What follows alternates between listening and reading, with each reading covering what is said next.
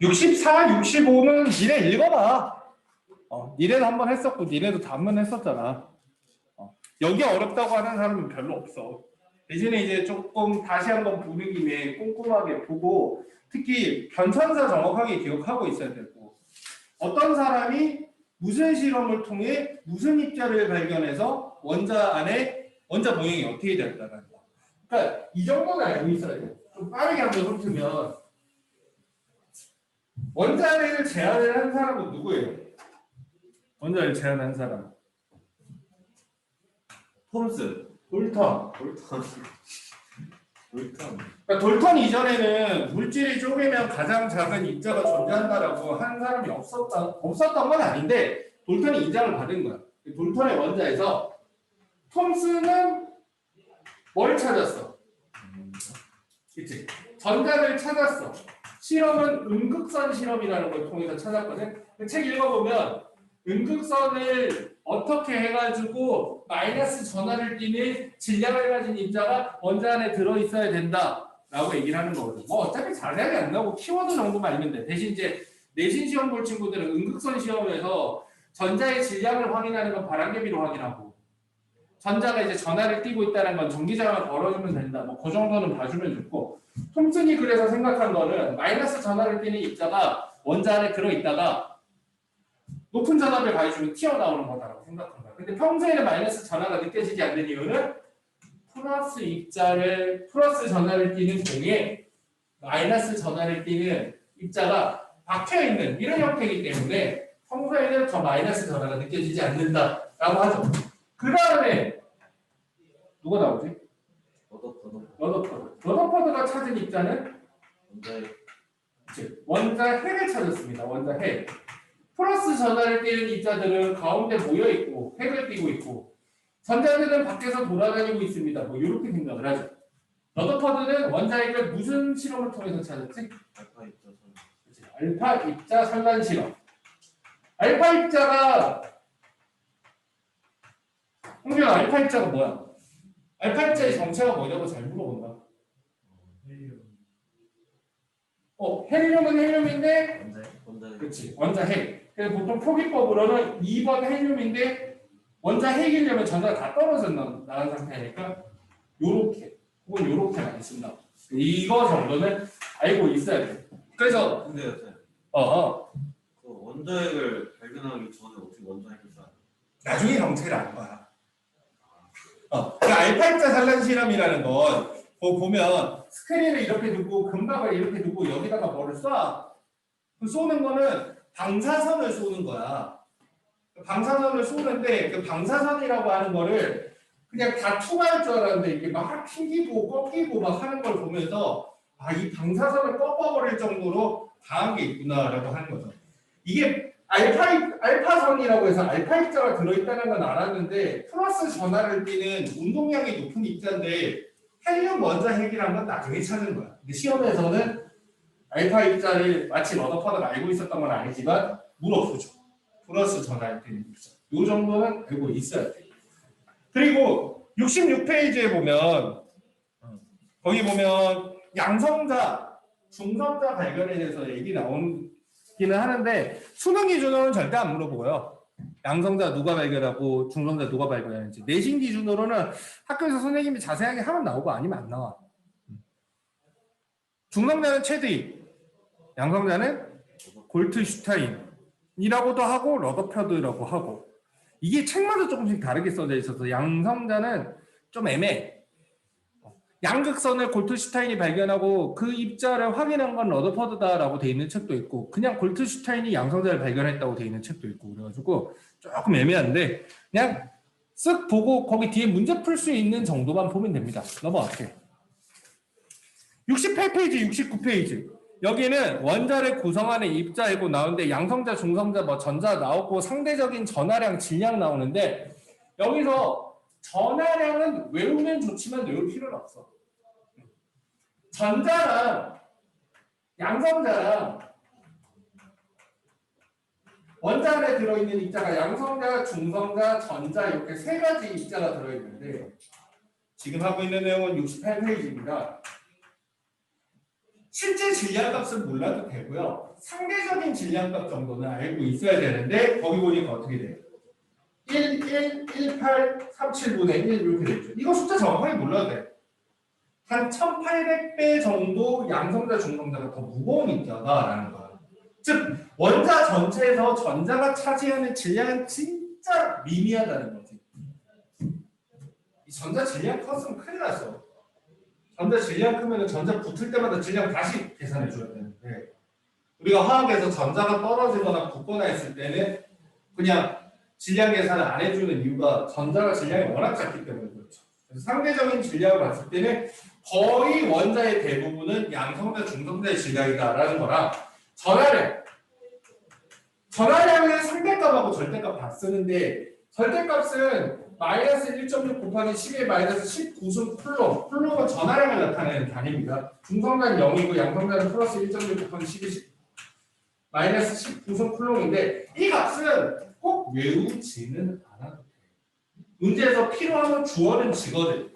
근데 이 숫자가 나오면 어디다 써먹는지 정도는 알아야 돼. 보통은 상대값으로 플러스 1, 마이너스 1, 0으로 알고 있지. 써먹는 거는 이렇게 써먹어. 예를 들어서 어떤 원자 X의 핵 전하량이 뭐 8.0 곱하기 10의 마이너스 19승 쿨롬이다 라고 했을 때 이게 무슨 뜻인지 알아요? 이게 뭐냐면은 양성자가 하나만 들어있는 게 아니고 여러 개 들어있어서 핵 전하량이 이런 값이 되는구나. 문제 끝에 보면 이래요. 단 전자 한 개의 전하량은 단 양성자 한 개의 전하량은 이 값이 주어져 있을 거야. 그걸로 뭘 하냐면은 이게 단 전자는 1.6 곱하기 10의 마이너스 19승 쿨롬이다 라고 써져 있을 때 이게 전자 한 개, 양성자 한 개의 전하량이구나 라는 거 눈치채가지고 이게 양성자 몇 개 들어있어야 된다 눈치채라는 거지. 뭐라고?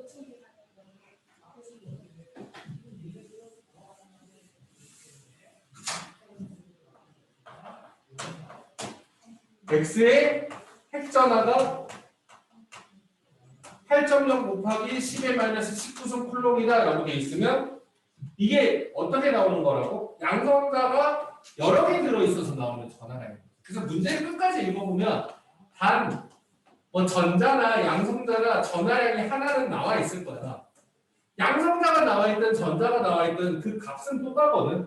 그러니까 보통 주로 문제에서는 전자를 떠들어주죠. 전자 한 개의 전하량은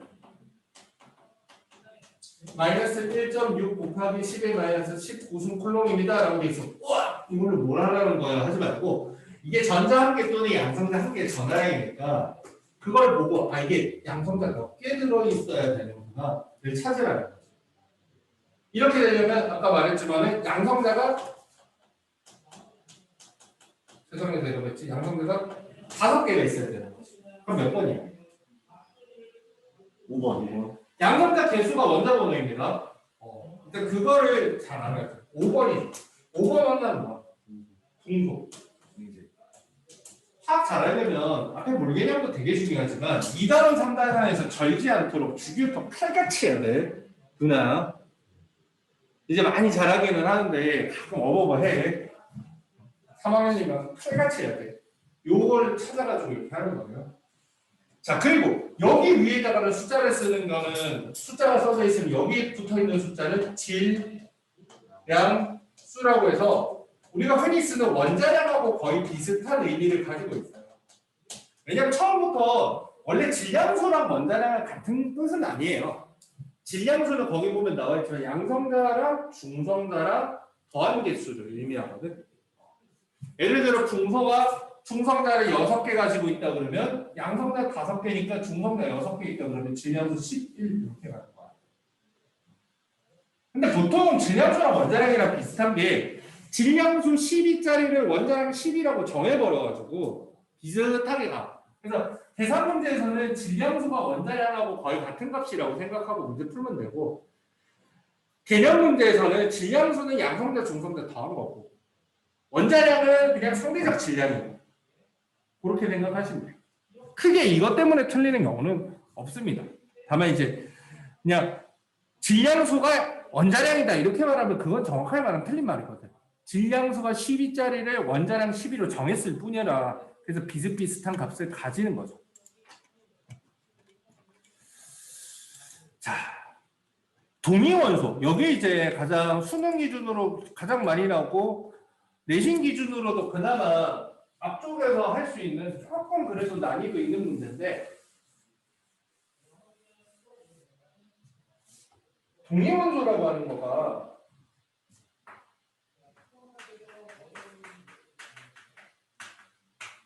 무슨 관계예요? 동위원소는 오래 양성자 수는 같지만 중성자 수가 달라갖고 질량수가 달라. 즉 동위원소 관계에 있는 두 원자는 질량수가 다르면 질량이 달라지는 거야. 원자량이 달라서. 거기서 밑에 표를 한번 쓱 보면 탄소 보면은 질량수 12짜리가 있고 13짜리가 있는데 12짜리는 원자량이 10인데 13짜리는 원자량이 약 13이죠. 산소도 마찬가지. 질량수가 17, 18짜리인데 17짜리는 원자량이 약 17이고 18짜리는 원자량이 약 18이죠. 그래서 동위원소들은 질량이 달라요. 그죠? 무게가 다르니까 질량이 달라. 대신에 양성자 대수는 같아요.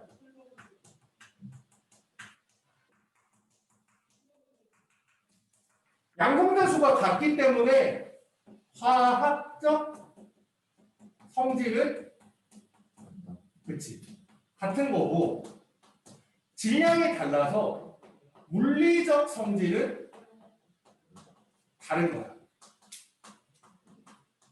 문제에서 이제 물리적 성질은 어쩌고 그러면 동위원소 관계에서는 물리적 성질은 다르고 화학적 성질은 같은 거야. 물리적 성질이 다르다라는 건 이런 거예요. 뭐 밀도나 뭐 끓는 점이나 녹는 점이나 이런 게 다른 거야. 끓는 점이 같다 그러면 틀린 거예요. 밀도가 같다 그러면 틀린 거죠. 예를 들어서 이렇게 되는 거야. 물이 있는데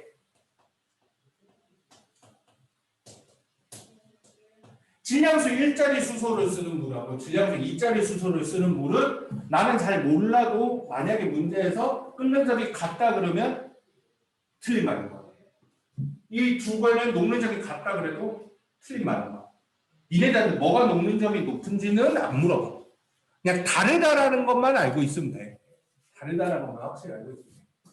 화학적 성질이 같아요. 그죠? 이거는 화학 반응을 똑같이 한다는 거야. 화학 반응을 똑같이 한다는 거. 예를 들어서 얘가 하는 화학 반응은 얘가 똑같이 하는 거야. 그리고 산소에 질량수 1짜리 수소도 2개 붙지만 질량수 2짜리 수소도 2개 붙고 이런 게 똑같은 거야.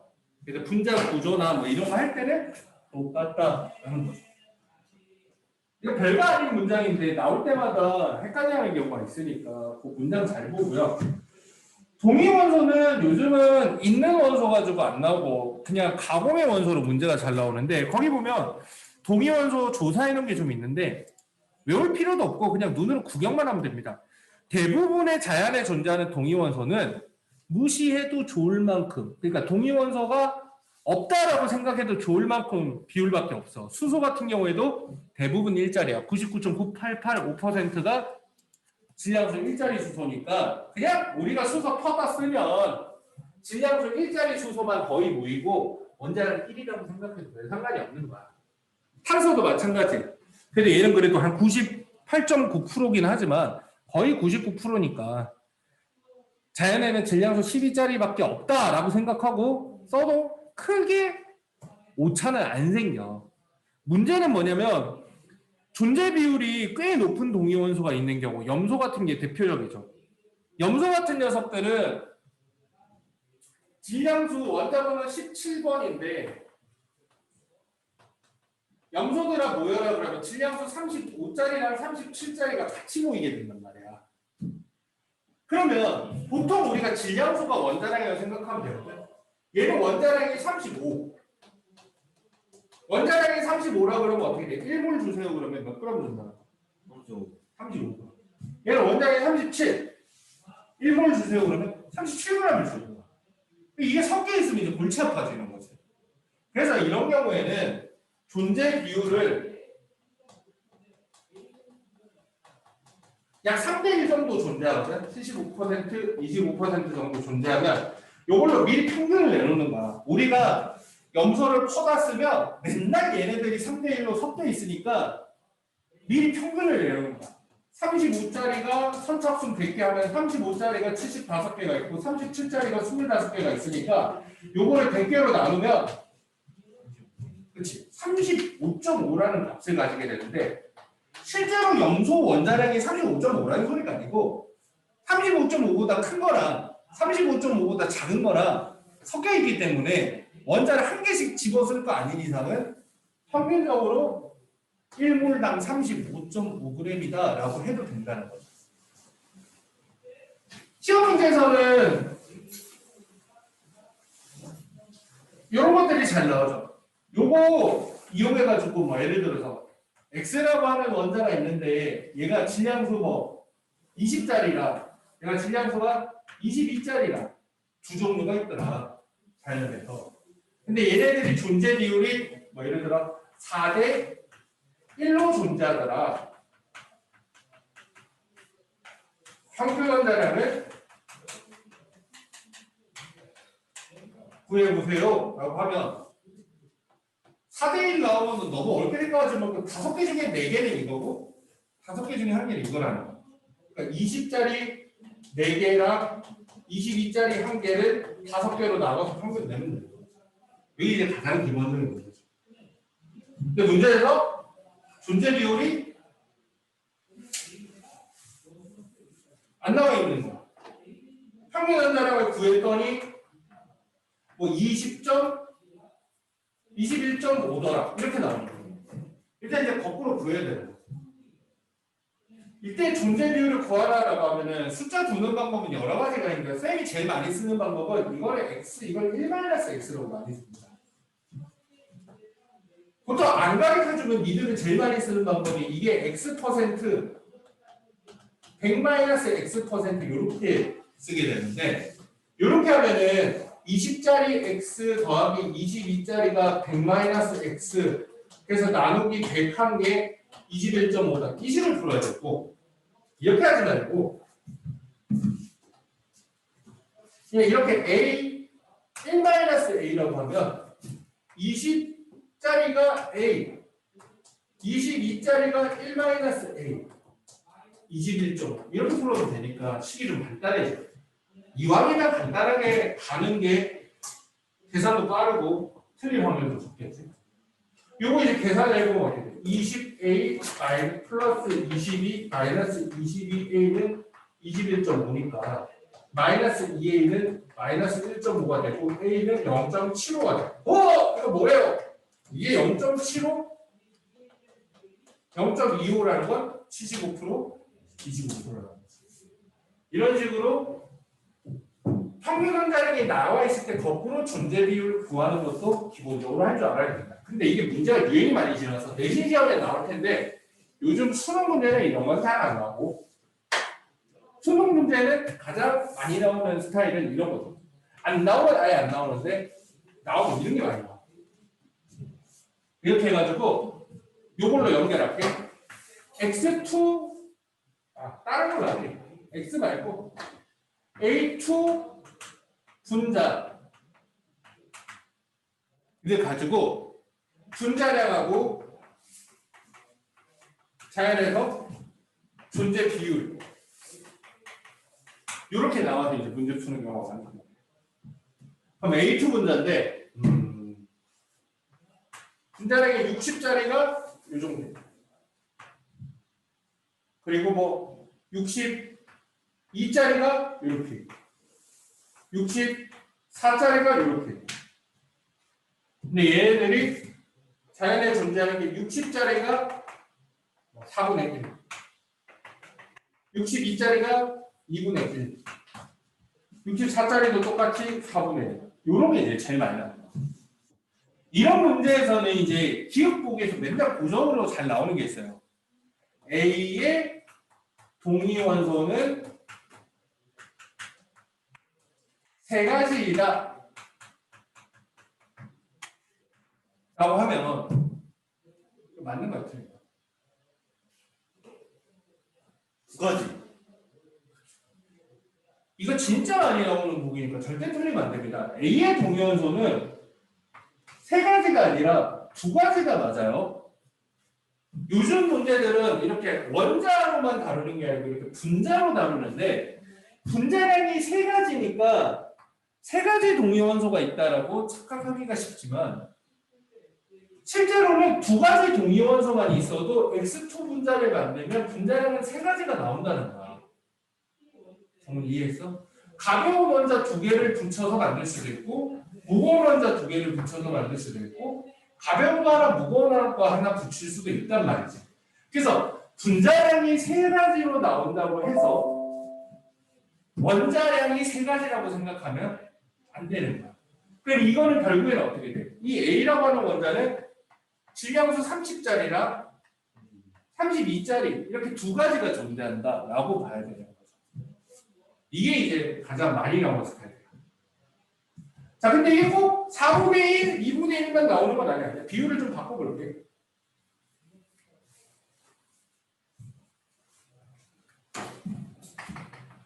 (16분의 1)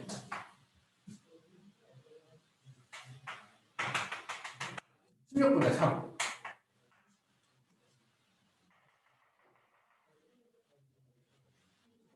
x x가 얼마냐? 4분의 3? 4분의 3이면 얼마냐? 16분의 12 어떻게 구했어? 그치? 똑똑하네. 존재 비율은 어차피 이 모든 동위원소를 나타낸 거면 존재 비율을 합쳐서 1이 나와야 되는 거야. 그래서 여기는 16분의 12가 되죠. 자, 그러면 니은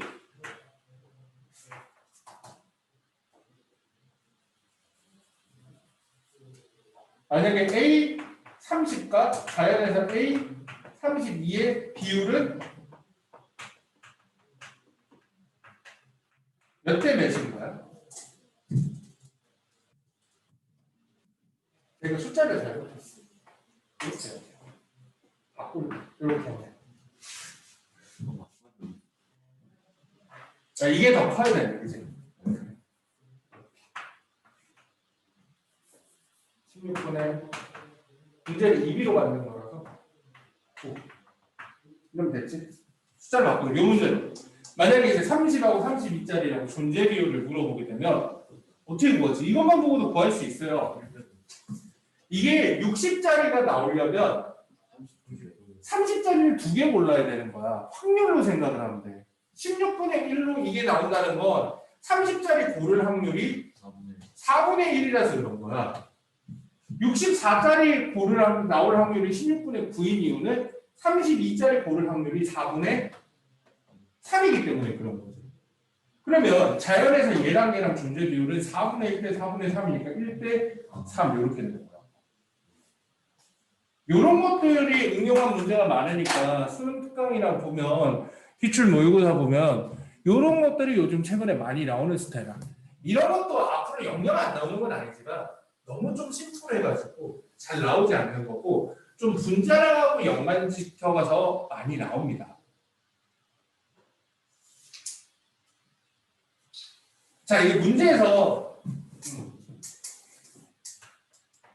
A의 이런 다음에 이제 디귿에서 물어보는 거지. A2의 평균 분자량은 얼마니?라고 물어보면 A2의 평균 분자량 구하려면 구하는 방법은 두 가지예요. 분자량이 세 종류가 나오잖아, 그치? 그러면 16분의 1 곱하기 60 더하기 16분의 6 곱하기 62 더하기 16분의 9 곱하기 64 해서 구하든지 아니면 A의 평균 원자량을 먼저 구해. 그치? 어차피 두 개 붙일 거니까 이거 곱하기 2에서 구해도 돼. 보통 이게 쉬운 경우가 더 많거든. 그럼 이 경우에는 4분의 1은 30이고 4분의 3은 32잖아. 요거 계산해서 곱하기 2 해서 이렇게 바로 쓰는 거예요. 4분의 30 곱하기 30 더하기 96이니까 얼마냐? 126이니까 31.5 곱하기 2잖아, 그치? 63 이렇게. 근데 이거 계산할 때 이렇게 하는 게 빠른데 굳이 16분의 6, 16분의 1 곱하기 60, 16분의 6 곱하기 62, 16분의 9 곱하기 64 하다가 계산 잘못하고 안 나온다고 하지 말고 평균 분자량 구하라고 했을 때는 평균 원자량 구해가지고 두 개 붙은 분자면 곱하기 2 하면 돼요. 아직 막 3원자 분자가 나오는 거 못 봤어. 그러면은 화학이 아니고 더 이상 화학이 아니고 수학이 돼버리기 때문에 계산이 너무 복잡해져가지고 아마 2원자 분자 선에서 많이 나올 거야. 그리고 이런 것도 있거든.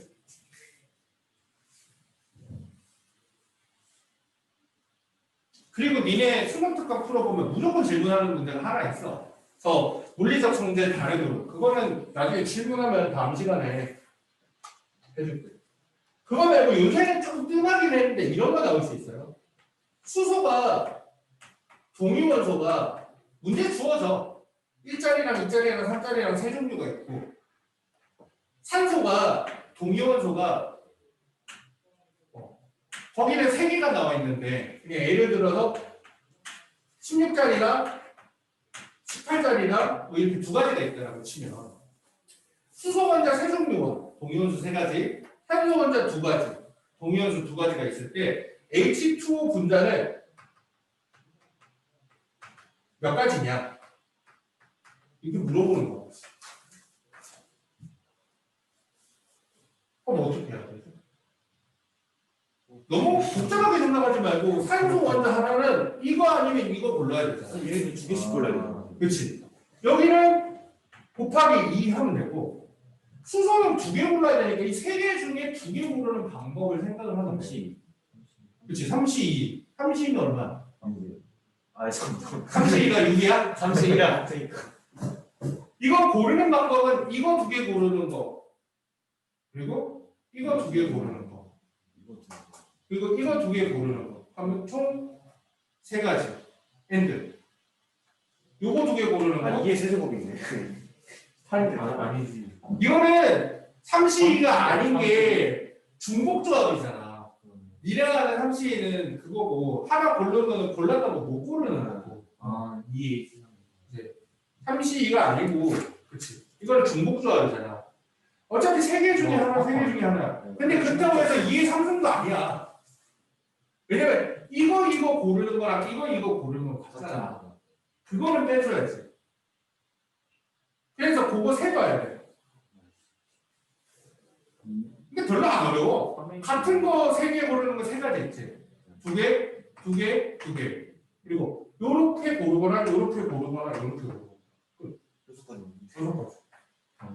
근데 네가 아까 3C가 6이라고 그래서 어떻게 3C가 6이냐고 거잖아 3C가 어떻게 6이야 3C는 3이지 그래서 이게 12가지가 되는 건데 문제에서 물어볼 때 H2O 분자가 몇 가지냐 물어보면 이렇게 되는데 가능한 H2O 분자량이 몇 가지냐라고 물어보면 또 달라서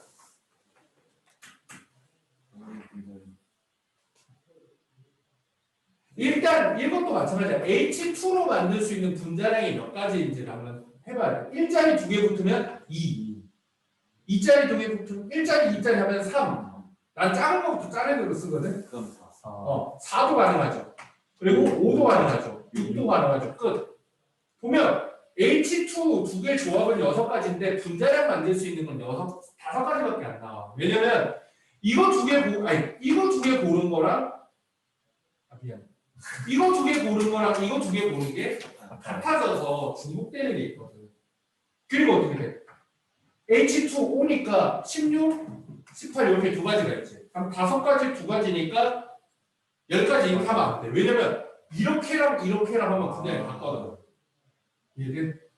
그러니까 가장 작은 값은 18에서부터 18, 24. 19, 20, 21, 22 이렇게 되지. 그리고 20부터 또 겹쳐지잖아. 그러니까 18, 19, 20, 21, 22 하고 20부터 겹쳐지니까 어떻게 돼? 20, 21, 22, 23, 24 이렇게 따볼게요. 세는 게 제일 어려운 거지. 8가지. 근데 이거 한 번만 해보고 그 다음부터는 방법은 알아야 된다는 거야. 내가 말하는 방법은. 아예 모르고 그러니까 세다가 실수해서 틀리는 거는 니네들이 바본 거고 이런 걸 물어봤는데 일곱까지예요. 그리고까지야? 난 바보고 난 상관없어. 하나 둘셋 넷다 여섯 일곱까지 난 틀려도 돼. 왜? 시험을 안 보자. 난 대학 안 가잖아. 난 졸업했는데. 부럽지? 수험생들아? 니네 군대도 가야 되지? 부럽지? 아, 대한민국 군필자. 군대도 안 가도 돼. 네, 군대를 다시 가도 좋으니까 니네 나이로 돌아갈 수 있다면 난 돌아갈 것 같아. 난 돌아갈 것 같아. 대학 졸업 후로요? 아니면 대학 졸업 전? 아니 돌아갈 거면 시원하게 옛날로 돌아가야지. 세상에. 근데 이제 기억을 안 가지고 돌아가면 별로 의미는 없어. 기억을 안 가지고 돌아가면 어차피 똑같이 살 거야. 지식을 가지고. 지식을 최소한 정보는 가지고 가야지. 공부는 다시 해야 돼도 뭐 삼성전자 주식을 사라는 뭐 이 정도는 알고 가야지. 의미가 있지. 돌아와서 개고생 처음부터 다시 하려고 그러면 고생만 하고.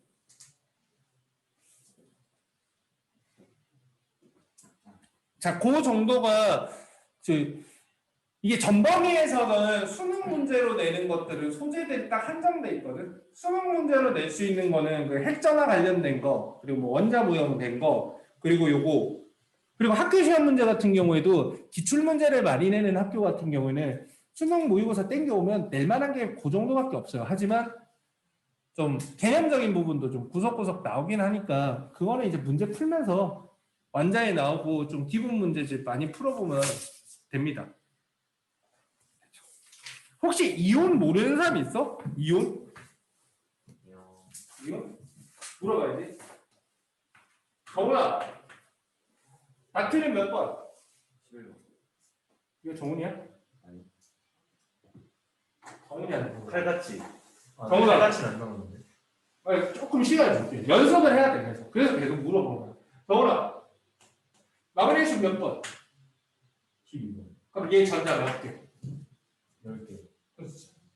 이거 간혹 가다가 양이온 넣으면 헷갈리는 경우인데 진짜 기본적이지만 클래식하고 매번 나오는 시험 문제입니다. 71페이지에 보면 70페이지, 71페이지에 보면 70페이지 3번, 71페이지 자료 2번 같은 문제는 전통적으로 늘 나오는 문제니까 수능에서도 여전히 꾸준히 모의고사에서 많이 나오고 하는 거니까 이런 거 나왔을 때 원자만 나온 건지 원자랑 이온이 원자 또는 이온인지 꼭 살펴봐야 되고 원자인 경우에는 양성자랑 중성자 개수는 다를 수 있지만 양성자랑 전자 개수는 무조건 같아야 되고 이온일 때는 셋 다 다른 경우도 있으니까 이온이 아닌 것부터 빨리 좀 골라내어가지고 양성자 최근에 나오는 문제들은 양성자 질량수 전자수 그렇게 친절하게 다 써주고 WX, YZ가 뭐게 이렇게는 잘 안 나오고 WX, YZ 해놓고 위에 양성자수, 질량수, 전자수도 기억, 니은, 디귿 해놓고 기억, 니은, 디귿은 양성장수 또는 질량수 또는 전자수다. 이렇게 많이 나오거든. 답이 크네. 근데 이 경우에는 셋 다 지원해도 금방 보여. 왜? 제일 큰 게 질량수야. 당연히. 그치? 양성자수 또는 양성자수 또는 질량수 또는 전자수라고 그러면 그 셋 중에서 제일 커야 되는 건 질량수야. 그치? 그리고 그 왼쪽에 기호를 보면 원자 번호는 알 수 없어도 WX는 전화량 표시가 안 돼 있잖아. 전화량 표시 안 돼 있는 녀석들은 원자라는 거야. Y랑 Z는 전화량 표시가 돼 있잖아. 이렇게. 전화량 표시가 돼 있는 건 이온이라는 소리야. 그치? 그러면 WX는 그 위에 빈칸이 비어있다고 생각하면 그 첫 번째 칸하고 세 번째 칸이 첫 번째 칸이 숫자가 같잖아. 그치? 근데 Y 플러스 같은 경우에는 어떻게 돼? 첫 번째 칸의 숫자가 다르잖아. 그것도 중요한 정보고 조금 더 땡겨서 하자면 이온일 때 막 터무니없는 게 안 나오고 다 안정한 이온으로 나온단 말이야. 규나야, 이온이 될 때 전자 배치는 누구 전자 배치를 따라가? 모든 원자들은 안정한 이온인 18쪽 전자 배치를 따라가. 그러니까 이온이 되었을 때 전자는 무조건 18쪽 전자 배치가 되려면 2개 아니면 10개. 10번이 비활성 기체잖아. 그치? 아니면 그치 18개인 거지. 그러니까 이온이 섞여 있을 때는 오히려 더 쉬워. 2, 10, 18 이런 숫자가 보이면 그건 거의 전자인 거야. 그런 식으로 요새는 그것까지 다 비워두니까 차분히 연습해서 그런 거 나오더라도 당황하지 않게 하면 됩니다. 76페이지, 77페이지는 보호 모양이죠. 보호 모양. 아까 전에 원자 누가 제안했다고? 볼턴. 그 다음에 톰스. 그 다음에 러더터드. 그 다음이 보호 모형입니다. 보호가 제안한 원자 모형은 뭘 설명하기 위해서 제안한 모형이죠? 봐봐. 보호 모형은 뭘 설명하기 위한 모형이다? 그치? 선 스펙트럼을 설명하기 위해서 만든 모형입니다. 선 스펙트럼. 바꿔 말하면 보호 모형 이전 모형은 선 스펙트럼의 설명을 잘 못한다라는 거죠. 선 스펙트럼이라고 하는 현상은 기체 방정관에서 나오는 불빛을 분광기를 통해서 프리즘을 통해서 분리해서 보면 보면 선으로 나오는 거. 그러니까 보통 뜨거운 물체에서 나오는 것들은 연속 스펙트럼이 나오거든. 근데 기체 방정관에서 나오는 빛들은 선 스펙트럼이 나와. 화학 시간에는 그러니까 어디에서 선 스펙트럼 나오고 어디에서 연속 스펙트럼 나오고 그딴 건 안 물어봐. 그런 건 물리 시간이나 통합과학에나 물어보지. 화학에서는 그냥 기체 방정관에서 나오는 빛은 분리해서 보면 선 스펙트럼이 나온다 정도만 알고 있으면 돼. 그러면 그놈의 선 스펙트럼은 빛이 띄엄띄엄 나오는 건데 물리학자들, 화학자들이 설명을 하려고 하는데 설명을 잘 못하다가 보호가 설명을 해버리죠. 자기 원자 모형. 어떻게? 전자들은 특정한 에너지 준위만을 가질 수 있기 때문에 그 사이를 왔다 갔다 하면서 빛을 방출할 때 그때 특정한 파장의 빛이 나오거나 한다. 그냥 그렇게 설명을 하죠. 내용을 꽤 많이 기억을 하고 있는 것 같아서 약간 좀 축약 버전으로 갑시다. 일단 선 스펙트럼을 찾은 사람은 보호가 아닙니다. 보호가 이거를 설명을 하기 전에 다른 사람들이 기체 방정관, 특히 수소 기체에서 나오는 선 스펙트럼을 미리 다 조사를 해놓은 상황이야. 그 조사한 사람이 77페이지 밑에 보면 사람 이름이 나오거든. 문제에서도 쓰는 사람 이름이니까 사람 이름 외워야 되겠죠? 그치, 자라 가발. 거기 사람 이름 뭐 나와 있어? 라이먼, 발머, 파세니가. 일단 가장 조사하기 쉬운 파장은 눈에 보이는 파장이겠죠. 가시광선 영역의 파장을 그 기체 방정관에서 나오는 빛에 가시광선을 분리를 해가지고 어느 영역의 파장이 나오는지를 조사를 한 사람이 벨머라고 하는 사람이야.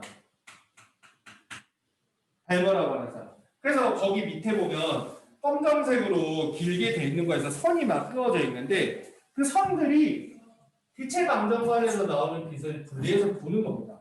발머가 찾아 넣은 가시광선 스펙트럼은 가시광선 영역이 파장이 어느 정도 되냐면 아나?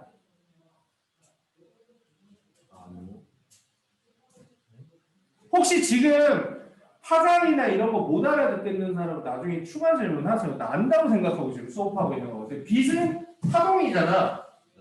그럼 이 어떤 파동이냐에 따라서 이 웨이브의 길이가 달라지거든. 이걸 파장이라고 합니다. 파장이 짧은 빛도 있고 파장이 긴 빛도 있어요. 근데 우리 눈에 보이는 빛은 약 400에서 800. 400에서 800 나노미터 정도? 책마다 조금 다르게 나오는데 정확한 수치를 외울 필요 없어. 대충 값만 알면 돼. 400에서 700 한 50 정도까지 보인다 그러는데 800까지 보인다고 우기면 돼. 어차피 안 물어본다 이거야. 어디까지 보이느냐고 묻지는 않는다는 거야. 그러면 한 요 정도, 왜냐면 문제에서 있잖아. 스펙트럼이 그게 풀 버전으로 나오는 게 아니고 보통 잘라서 나와요. 가시광선 영역, 자외선 영역, 적외선 영역 나오는데 잘라가지고 딱 해놓고 가시광선 영역이다라고 알려주면 당연히 이거 못 외워도 되지. 발머 계열이다라고 하면은 이 발머 이름을 알고 있어야 되는 거고. 그냥 숫자만 띵 나오는 경우가 있어. 숫자만 띵 나왔을 때 보통 이게 띡 잘라가지고 한 0에서 400 까만색 딱 잘라져 있는데 0에서 400 이렇게 돼 있어. 400보다 작은 숫자들이야. 그러면 여기는 자외선이고 400보다 800보다 큰 숫자들이 써져 있어. 그러면 이거는 그치, 적외선이 되는 거야. 그래서 숫자를 대충은 알고 있어야 돼. 대충 400에서 800 어렵지 않으니까 기억해 두시고요. 그러면 이 스펙트럼을 살펴보면 대략 약간 이런 느낌이고 갈수록 좁아지면서 선들이 몇 개 있어. 4개 그려져 있는 데도 있고 5개 그려져 있는 데도 있고 6개 그려져 있는 데도 있는데 개수는 별로 안 중요하고 파장이 긴 쪽에서 짧은 쪽으로 가면서 간격이 좁아진다라는 것만 정확하게 알고 있으면 됩니다. 거기 보면 가시광선 영역만 색칠돼 있지. 네. 77페이지 제일 밑에 그림 보고 있는 거야. 색칠돼 있죠. 왜냐면 가시광선은 우리 눈에 색깔이 보이니까. 그리고 거기 별로 안 중요한 것 같아도 중요한 게 긴 쪽으로 간 거랑 짧은 쪽으로 간 거랑 색깔을 알아야 됩니다. 긴 쪽으로 가면 이쪽이 보라색 계열. 거꾸로 썼다. 이쪽이 짧은 쪽으로 가면 보라색 계열. 긴 쪽으로 가면 빨간색 계열이야. 빨주노초 파란보야. 그래서 보라색 쪽으로 갈수록 파장이 짧아지고 빨간색 쪽으로 갈수록 파장이 길어집니다. 보통 시험 문제에 나오는 이 파장이 가장 긴 선은 656 나노미터에 해당하는데 숫자를 따로 외울 필요는 없어. 그러니까 자주 보면 숫자가 좀 눈에 익을 거야. 이게 발머 계열의 파장이 가장 긴 빛이라고 생각을 하시면 돼요. 가시광선 영역이 아닌 더 파장이 짧은 자외선 영역에는 발머가 아니고 자라, 가발, 라이먼 계열의 스펙트럼이 나오는데 라이먼이 찾아놓은 스펙트럼이야. 발머가 찾은 거고 이제 자외선 영역도 한번 쓱 복하면서 자외선 영역을 조사를 했더니 거의 비슷하게 나옵니다. 이렇게 간격은 조금 더 좁아지긴 하는데 패턴이 비슷해요. 숫자는 외울 필요가 없고 이거는 라이먼 계열 스펙트럼입니다. 비슷한 방식으로 적외선 영역에는 또 이제 파스텔이 숟가락을 얹는단 말이야. 시험에는 적외선이 잘 안 나오는 편이니까 개념 공부할 때 둘만 일단 철저하게 해두면 되는데 우리 이제 옵션으로 하나 정도만 나 이제 보호 모형 마스터 했어 싶을 때 이것도 보면 돼. 이렇게 간격이 좀 넓어져서 그렇지 여기도 비슷한 패턴의 스펙트럼이 보입니다. 그래서 밑에 있는 선이 되게 복잡해 보여도 약간 패턴이 있어. 더 이렇게 돼 있거든. 세 구역에서 보이니 정훈아? 근데 이거는 이 세 사람들이 찾아는 놨지만 왜 그런지 설명은 잘 못했어요. 심지어는 세 사람은 이 찾아낸 파장을 숫자를 다 찾아서 그게 무슨 특정한 규칙이 있지 않나 해가지고 수열의 1만원까지도 찾아내지만 그 식은 너무 복잡해서 고등학교 과정에서는 실려있지 않습니다. 근데 그 복잡한 식으로도 이게 왜 그런지 잘 설명을 못했는데 보호는 본인이 간단한 무형으로 몇 가지 제한 조건을 두면서 설명을 하죠. 보호는 이렇게 생각을 합니다. 러더퍼드 모형에서 전자가 핵주위를 돌고 있는데 그냥 도는 게 아니고 정해진 궤도를 따라서만 돈다라고 생각을 합니다. 이거를 이제 우리는 흔히 전자 껍질이라고 부르죠. 전자들이 정해진 껍질을 따라서만 돌고 있는 거야. 첫 번째 껍질에 있는 전자들은 그냥 첫 번째 껍질에서 빙글빙글 돌고 두 번째 전자들은 여기서 도는 거야. 단 전자들이 다른 껍질로 갈아탈 수는 있는데 안쪽에 있는 껍질은 에너지가 낮고 바깥쪽 껍질은 에너지가 높아. 그래서 안쪽에서 바깥쪽으로 갈 때는 에너지를 흡수를 해야 돼요. 안에서 바깥쪽으로 갈 때는 에너지를 흡수를 해야 되고 밖에서 안쪽으로 들어올 때는 에너지를 방출해야 된다. 근데 전자라는 것이 에너지를 지 마음대로 흡수하고 지 마음대로 방출하는 게 아니고 각 껍질에 있을 때 에너지 값이 정해져 있기 때문에 흡수하거나 방출할 때도 그 값의 차이만큼만 정확하게 흡수한다는 거죠. 뭐 예를 들어 첫 번째 껍질에 있을 때 에너지가 1이고 두 번째 껍질에 있을 때 에너지가 5고 세 번째 껍질에 있을 때 12고 네 번째 껍질에 있을 때 18이다 그러면 첫 번째 껍질에 돌고 있는 전자인데 에너지를 3을 줘봐야 안 받는다 이거야. 두 번째 껍질에 있으려면 에너지가 5가 필요하기 때문에 4만큼의 에너지를 주면 두 번째 껍질을 가고 3을 주면 안 받고 5를 주면 어떻게 되냐면 4만 받고 나머지는 버리고 이렇게 되는 거야. 그래서 두 번째 껍질로 가기 위해서는 최소한 4 이상의 에너지가 필요하고 얘가 흡수하는 건 4만 흡수한다. 이게 이제 보호가 생각했던 가장 중요한 모형인 거죠. 이걸 뭐라고 하냐면 좀 유식하게 전자는 특정한 혹은 허용된 이런 표현을 써요. 혹은 불연속한 이런 표현을 써요. 다 같은 말이야. 에너지 준위를 가진다라고 합니다. 말을 진짜 어렵게 써놔서 그렇지 전자가 에너지를 지멋대로 만드는 게 아니고 주면 주는 대로 흡수하고 방출하고 싶은 대로 방출하는 게 아니고 딱 정해진 값만 가질 수 있는 거야. 그래서 그 차이만큼만 흡수하고 그 차이만큼만 방출을 한다라고 생각을 했죠. 근데 이 아이디어만 가지고 인정을 받는 건 아니고 실험과 계산을 통해서 n번째 껍질에 있을 때 첫 번째 껍질, 두 번째 껍질, 세 번째 껍질, 네 번째 껍질 n번째 껍질에 있을 때 에너지 값은 마이너스 n제곱분의 1312kJ/몰. 근데 보통 문제 풀 때는 n제곱분의 k를 조금 더 많이 씁니다. 이런 에너지 값을 가진다라고 유도를 해내죠. 그런 다음에 발모 아저씨, 라이먼 선배님, 파센 형이 찾아놓은 스펙트럼을 이 모형으로 한 번에 다 설명을 합니다. 이 선은, 이 빛은 몇 번째 껍질에서 몇 번째 껍질로 전자가 전이할 때 방출되는 빛이고요. 이 선은 몇 번째 껍질에서 몇 번째 껍질로 갈 때고요. 이거를 다 찾아가지고 증명을 해냅니다. 식은 요거 하나만 쓰면서. 그래서 인정을 하는 거죠. 자, 보호 모양에서는 껍질 번호를 붙이는데 내가 그림을 4개까지 그렸다고 해서 네 번째 껍질을 끝이라는 게 아니고 껍질은 무수히 많습니다. 그리고 껍질을 알파벳으로도 쓰기도 하는데 안쪽부터 차례대로 KLMN 문제에서 전자가 첫 번째 껍질에서 두 번째 껍질로 갈아탔다라고 하기도 하지만 K 껍질에서 L 껍질로 갈아탔다고 합니다. 갈아탔다고는 안 하고 유식하게 전자가 전이했다는 표현을 해요. 껍질 사이에 전자가 옮겨 다니는 거를 전이 되었다라고 표현하는데 그 단어에 흠칫하지 말고 전자가 전이 되었다라는 건 한 껍질에서 다른 껍질로 옮겨 타면서 에너지 상태가 바뀌었다라는 의미를 가지고 있습니다. 그 전자 전이로 설명을 하죠.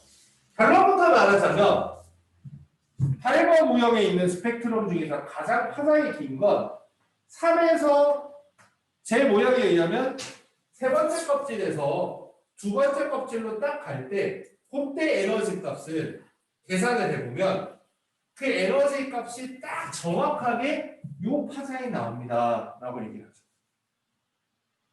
그 다음 거는 네 번째에서 두 번째, 그 다음 건 다섯 번째에서 두 번째, 그 다음 건 여섯 번째에서 두 번째. 즉 발모계열의 스펙트럼은 2보다 큰 X에서 두 번째 껍질로 전자가 내려오게 되었을 때 그때 방출되는 빛들이라고 딱 찾아냅니다. 딱 증명이 되고 파장하고 딱 공식이 같습니다. 여기까지는 보통 잘 안 물어보는데 예를 들어 전자가 세 번째 껍질에서 두 번째 껍질로 갔다라고 하면 이게 세 번째 껍질에 있을 때 에너지는 이 공식에 의하면 마이너스 9분의 1312의 에너지였다가 두 번째 껍질이면은 마이너스 4분의 1312가 됩니다. 그러니까 에너지가 높은 곳에서 낮은 곳으로 내려왔기 때문에 이 둘의 차이만큼이 겉으로 방출이 되는 거예요. 보통 방출되는 에너지는 양수로 써야 되잖아요. 그치? 에너지가 방출된다. 그러면 양수로 나오려면 큰 거에서 작은 걸 빼냐, 작은 거에서 큰 걸 빼냐. 바깥쪽 껍질에가 에너지가 크기 때문에 세 번째 껍질에 있을 때 에너지에서 두 번째 껍질 에너지를 이렇게 빼줍니다. 그러면 그 에너지 차이는 36분의 5 곱하기 1312kJ에 해당하는 건데 이거는 물리에서 더 많이 쓰는 식이고 화학에서는 잘 안 나옵니다. 어떤 빛이 가지고 있는 에너지를 여기 식에다 대입을 하게 되면 그 빛의 진동수를 구할 수가 있고요. 이렇게 식을 바꾸면 빛의 파장도 구할 수 있거든. 이거는 화학식이니까 이건 다 하라는 게 아니고 보호가 자기가 계산한 에너지를 여기다 대입을 해서 이 파장이 딱 나오는 거를 확인시켜주니까 헐 이렇게 되는 거예요. 니네는 이거 다 알 필요는 없고 어떻게 된다? 전자의 껍질에 전자가 전이를 했을 때 그때 방출되는 에너지를 이용을 해서 발머는 파장을 확인해야 된다는 거죠.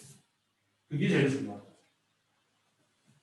자, 가시방선 영역은 X번째에서 두 번째로 올 때더라고. 이건 다 찾아본 거야. 3에서 2, 4에서 2, 5에서 2, 6에서 2. 근데 정훈아, 세 번째 껍질에서 두 번째로 올 때랑 네 번째에서 두 번째랑 다섯 번째에서 두 번째랑 있으면 에너지는 셋 중에서 A, B, C 중에서 뭐가 제일 많이 방출되는 거야? 그치? 이게 똑같이 두 번째로 내려오더라도 더 바깥쪽에서 쫙 내려오면 에너지를 많이 방출한단 말이야. 그래서 이쪽으로 갈수록 에너지가 커지면서 파장은 점점 짧아져요.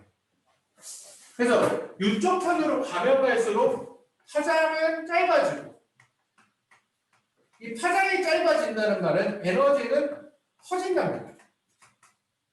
그리고 물리 배운 사람들은 조금 더 수월하게 하겠지만 아까 그림 하나만 생각해도 돼요.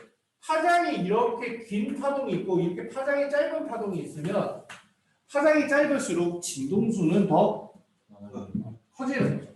문제에서는 진동수 얘기랑 파장 얘기랑 에너지가 같이 나오거든. 헷갈리지 않도록 합니다. 세 번째에서 두 번째로 전자가 전이했을 때보다 다섯 번째에서 두 번째로 전자가 전이했을 때 에너지도 더 크고 진동수도 더 크고 파장 더 짧다. 이거 이제 헷갈리지 않도록.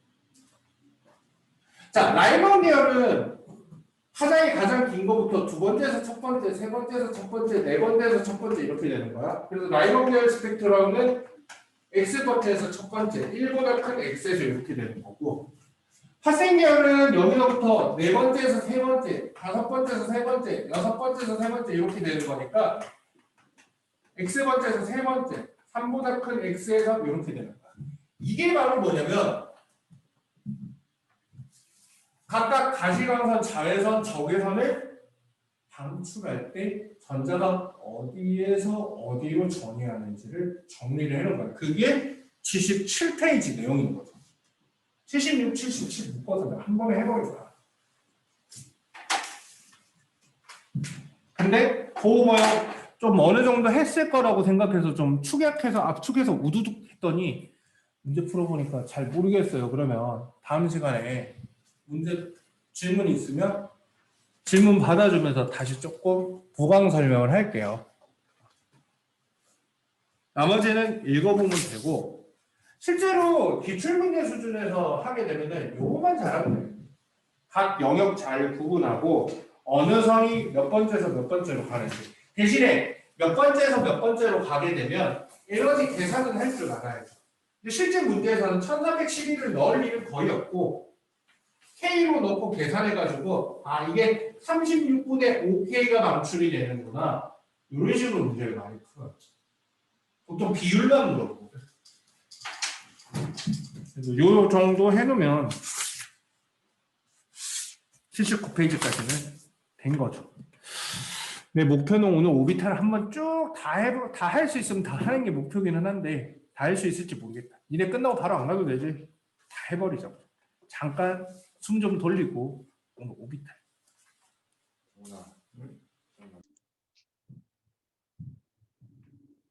보호 모형이 선 스펙트럼을 설명하기 위해서 나온 모형이고 선 스펙트럼을 설명을 되게 잘하는 것 같은데 보호 모형에 한계점이 있죠. 새로운 모형이 필요하다는 거는 기존의 모형이 한계점, 문제점이 있으니까 나오는 건데 거기 80페이지 제일 위에 보면 보호 모형의 한계점에 대해서 설명을 하고 있습니다. 뭐라고?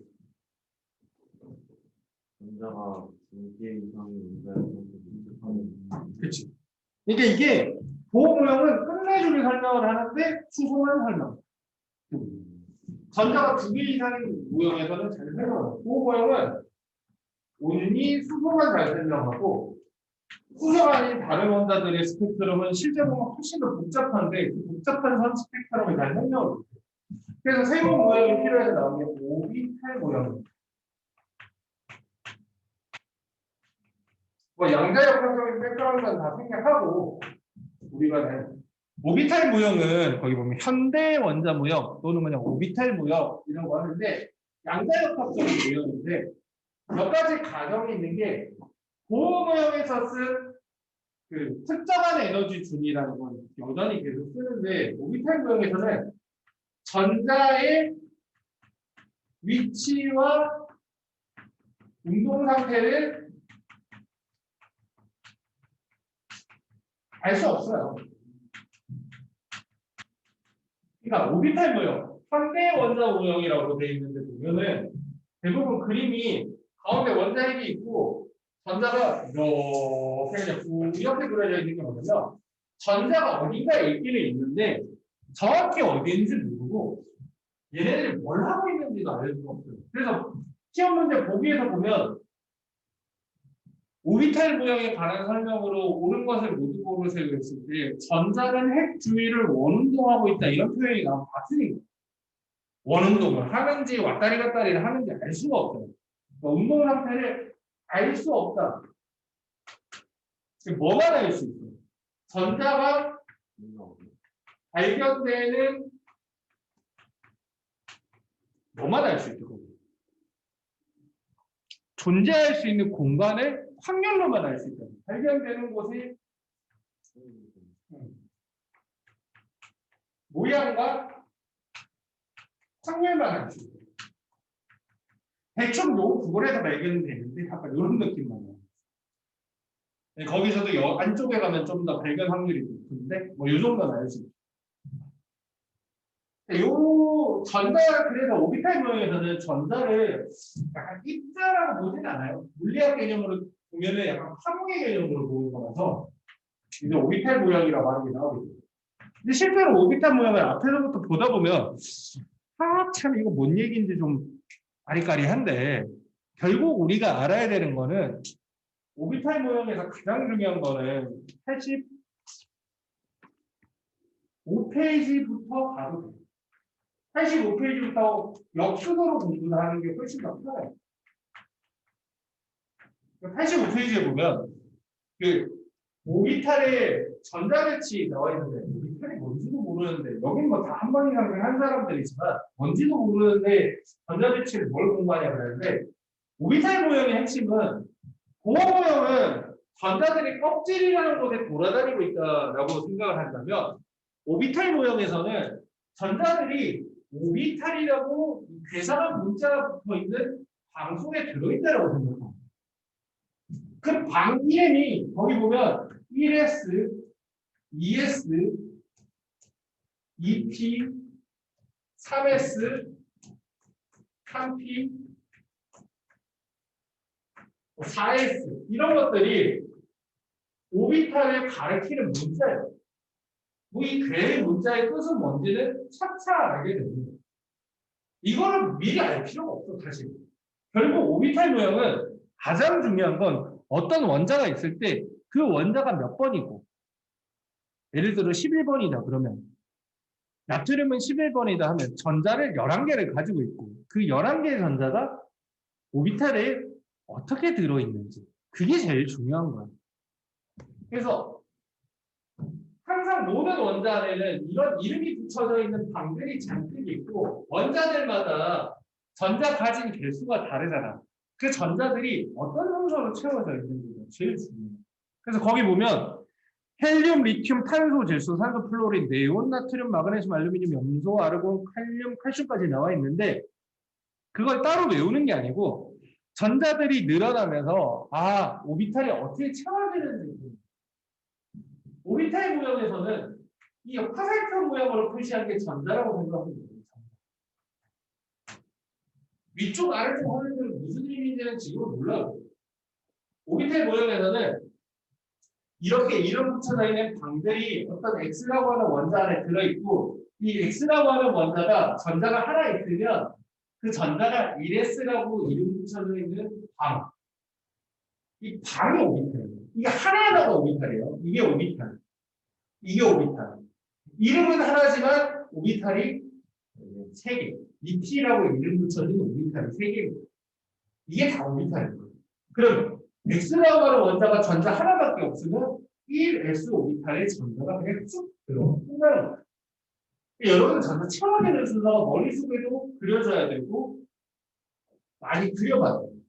전자가 만약에 2개 있으면 1번 전자 옆에 이렇게 방향 반대로 해서 들어가요. 하나도 위아래니까 설명 알 거예요. 전자가 3개가 있으면 세 번째 전자는 2S라고 붙여진 방으로 넘어갑니다. 1S 방에는 왜 그런지 모르겠지만 전자가 2개까지밖에 없어요. 화살표는 2개까지. 네 번째 전자는요. 그리고 5번째, 6번째, 7번째 전자는 5, 6, 7, 5, 6, 7, 5, 6, 7 아무 데나 들어요. 5번에서 7번까지는 2p 오비탈에 하나씩 나누어서 들어가요. 그리고 8번째, 9번째, 10번째 전자는 2p 오비탈에 하나씩 더 채워지게 됩니다. 이게 무슨 말이냐면 이런 거야. 우리는 이제 여러 가지 원자를 다룰 거야. 예를 들어 6번이다 그러면 뭐지? 6번 원자. 탄소의 전자 배치를 오비탈을 하겠다 그러면 얘가 전자 6개가 1s, 2s, 2p 필요하면 더 쓰고 전자가 차례대로 6개니까 하나, 둘, 셋, 넷, 다섯, 여섯 이런 식으로 들어가 있거든요. 이걸 떠올리는 게 제일 중요하다. 이거는 내신이든 수능이든 이게 제일 중요하다. 이게 뭔지 몰라도 그냥 원숭이처럼 따라할 수 있는 거예요. 그러니까 오비탈 모형 보면 제일 못하는 애들이 이걸 못하는 게 아니고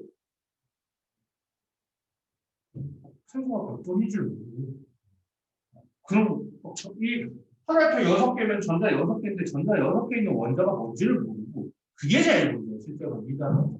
그러니까 준비를 철저하게 하시고요. 원자 번호 정확하게 알고 있으면 그 원자가 가지고 있는 전자들이 이 방이 음수막으로 채워져요. 별로 어렵지 않거든요. 11번, 12번 전자는 이제 3S라고 이름 붙여진 방, 오비탈에 들어가는 거고 13, 14, 15번은 3p 오비탈에 들어갑니다. 16, 17, 18번은 여기 들어가는 거. 그 다음 마지막에 19번하고 20번 원자는 여기 들어갑니다. 근데 거기 보면 B1은 져 있지만 실제로는 3B라고 하는 방도 있어요. 3B 방은 5개거든요. 5개가 있는데 여기는 21번 이후에 채워집니다. 21번. 21번 원자 뭔지 모르겠어요. 알아? 21번은 스칸듐이거든. 스칸듐. 스칸듐 전자 배치하라 그러면 1S의 전자 2개, 2S의 전자 2개, 2P의 전자가 하나, 둘, 셋, 넷, 다섯, 6개 있고 3S의 전자가 2개 있고 3P의 전자 하나, 둘, 셋, 넷, 다섯, 6. 여기까지 전자 몇 개일까요? 네. 10개. 일단 열 이게 채우는 것도 잘 채워야 되는데 이게 좀 빠릿빠릿하게 하려면 어디까지 채우면 몇 개인지가 딱 눈에 좀 보이게 훈련을 해야 돼. 요령이 있다면 여기까지 2개, 여기까지가 8개, 여기까지가 또 8개거든. 그래서 2개, 10개, 18개 이렇게. 그리고 21개면은 아직 3개를 더 채워야 되잖아. 그럴 때 4s 오비탈의 전자를 2개를 채운 다음에 3d 오비탈의 전자가 드디어 들어가겠어요. 22번 타이타늄, 23번 바라디움, 크로미움, 망가네스, 철, 코발트, 니켈, 독이 아연이거든. 어차피 모르잖아. 학교에서 만약에 20번 이유를 막 알려주면 21번째 전자부터 3d 오비탈에 채워진다 정도만 알고 있습니다. 그리고 간혹 어떤 선생님들은 24번이나 수능 기준으로는 안 나옵니다. 24번이나 29번 원자의 전자 배책을 쓰라고 하는 경우가 있습니다. 좀 오바를 해 가르쳐 줍니다. 24번은 뭐냐면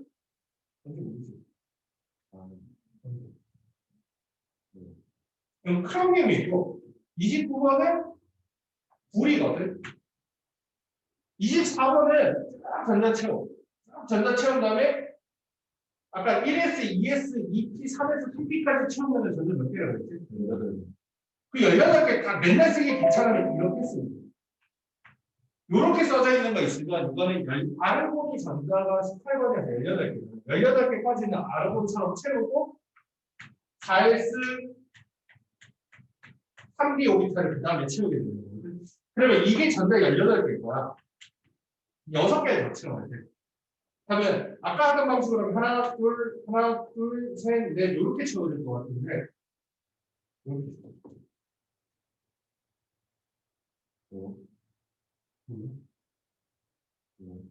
아는데 말을 하기가 좀 그래. 이게 계산상의 결과라서 계산상의 결과는 이따 다시 한번 얘기해 드리겠지만 이게 전자가 무조건 이렇게 들어가야 되는 게 아니라 사실은 한번 했던 사람은 알겠지만 이 순서대로 전자가 채워졌을 때는 안정한 전자 배치, 바닥 상태의 전자 배치라고 해요. 전자들이 아무 때나 채워지면 안정한 배치가 아니고 불안정한 에너지가 높은 상태의 전자 배치, 들뜬 상태라고 표현합니다. 전자가 차곡차곡 잘 채워지면 안정한 바닥 상태의 전자 배치인데 이거는 그 오비탈 시기 작용하면 배우는데 이렇게 전자를 채운 게 더 안정한지 이렇게 채운 게 더 안정한지 계산해보면 이게 더 안정해요. 구리도 마찬가지로 29번이기 때문에 18개 전자를 채우고도 11개를 더 채워야 되거든. 그러면 하나, 둘, 셋, 넷, 다섯, 여섯, 일곱, 여덟, 아홉, 열, 11 이렇게 채우는 게 아니고 이렇게 채운다고 하거든. 만약에 지금 알려준 거 알아야 된다는 거예요. 학교에서 있다는 걸 얘기를 해주면 이제는 쪼르르 와서 사람들 다시 일러줘. 다시 얘기를 해주고. 지금 가장 메인은 이걸 하는 게 아니고 20번 하면서 철저하게 전자배치를 알아야 된다는 거예요. 자, 그 다음에 이제 전자배치를 알고 나면 많이 물어보는 게 그 왼쪽에 있는 84페이지에 있는 세 가지 규칙에 관련된 얘기가 나옵니다. 세 가지 규칙. 싸움의 원리, 분태 규칙, 하울리 규칙. 싸움의 원리는 에너지 중리가 에너지가 낮은 오비탈부터 전자가 채운다는 건데 에너지가 낮은 오비탈하고 높은 오비탈을 어떻게 하느냐 이미 알아. 먼저 채워진 오비탈이 에너지가 낮은 오비탈. 꽉 차고 다음에 채우는 오비탈이 1S보다 2S가 나중에 채워지는 이유는 2S 오비탈이 1S 오비탈보다 에너지가 높기 때문입니다. 싸움의 원리를 위반을 하는 모습을 보세요. 위반하고 있는 것만 이대로 가면은 다 잘 지키는 거예요. 지금 잘 지키는 전자배치를 보여준 거고 싸움의 원리를 위반하는 대표적인 예는 이런 거예요. 3번 리튬이다 그러면 1S 오비탈, 2S 오비탈이 있는데 뭐 이런 식으로 이러면 싸움의 원리예요. 아니 뭐 이런 거 1S 오비탈 채우고 2S 오비탈 띄고 2P 오비탈 이런 식으로 앞에서부터 차곡차곡 채워나가지 않으면 싸움의 원리를 위반을 한 거고 이렇게 위반하게 되면 들뜬 상태. 이거 다 잘 지킨 거는 뭐라고? 이거는 바닥 상태. 바닥 상태라는 건 에너지가 낮은 걸 의미해요. 들뜬 상태라는 건 에너지가 높은 걸 의미해요. 예를 들어서 이 팁 같은 경우에는 저 위에 걸 지키면 이게 잘 지킨 거고 이게 바닥 상태예요. 근데 전자가 만약에 이런 배치를 하고 있다가 이렇게 배치가 바뀌었어요. 그럼 이걸 어떻게 해석하냐면 전자가 에너지가 낮은 상태에서 에너지가 높은 상태로 돼요. 낮은 상태에 있다가 높은 상태로 가려면 에너지가 더 늘어나야 돼요. 그러면 그렇지. 이렇게 되려면 전자는 에너지를 흡수를 해야 돼요.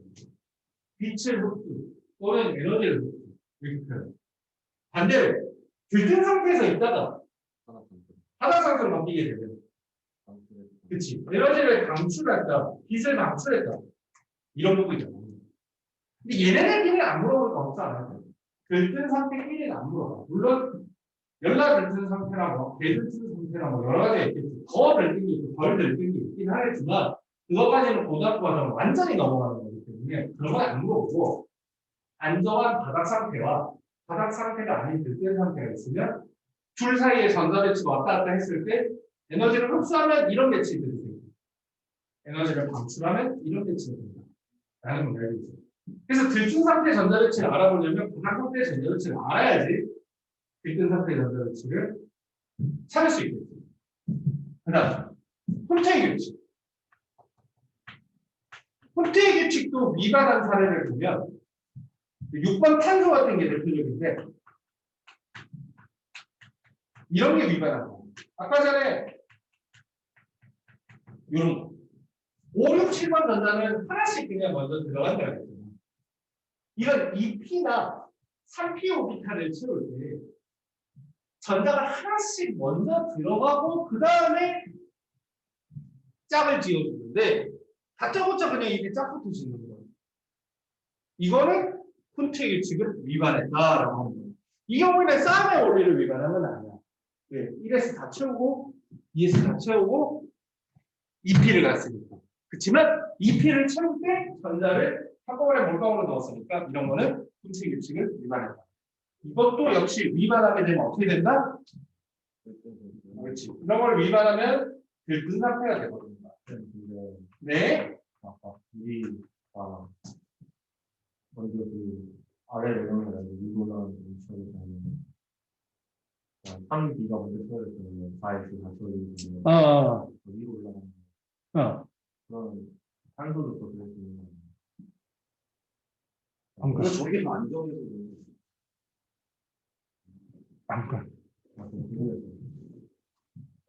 그러니까 이렇게 2p오비탈이나 3p오비탈을 채워놓을 때 따로따로 조금 전문 용어로 책에 나올 때는 홀전자가 최대인 전자 배치가 더 안정하다. 2p오비탈이나 3p오비탈을 채울 때는 따로따로 들어가는 복방선의 전자를 홀전자로 부르는데 홀전자 많은 쪽이 더 에너지가 낮다, 안정하다라고 표현합니다. 그래서 이런 콘트의 규칙을 위반한 거다. 문제에서 잘 나와. 무슨 규칙 위반한 거냐? 바닥 상태냐? 뭘 위반한 거냐? 들뜬 상태냐? 이런 거 잘 물어보거든요.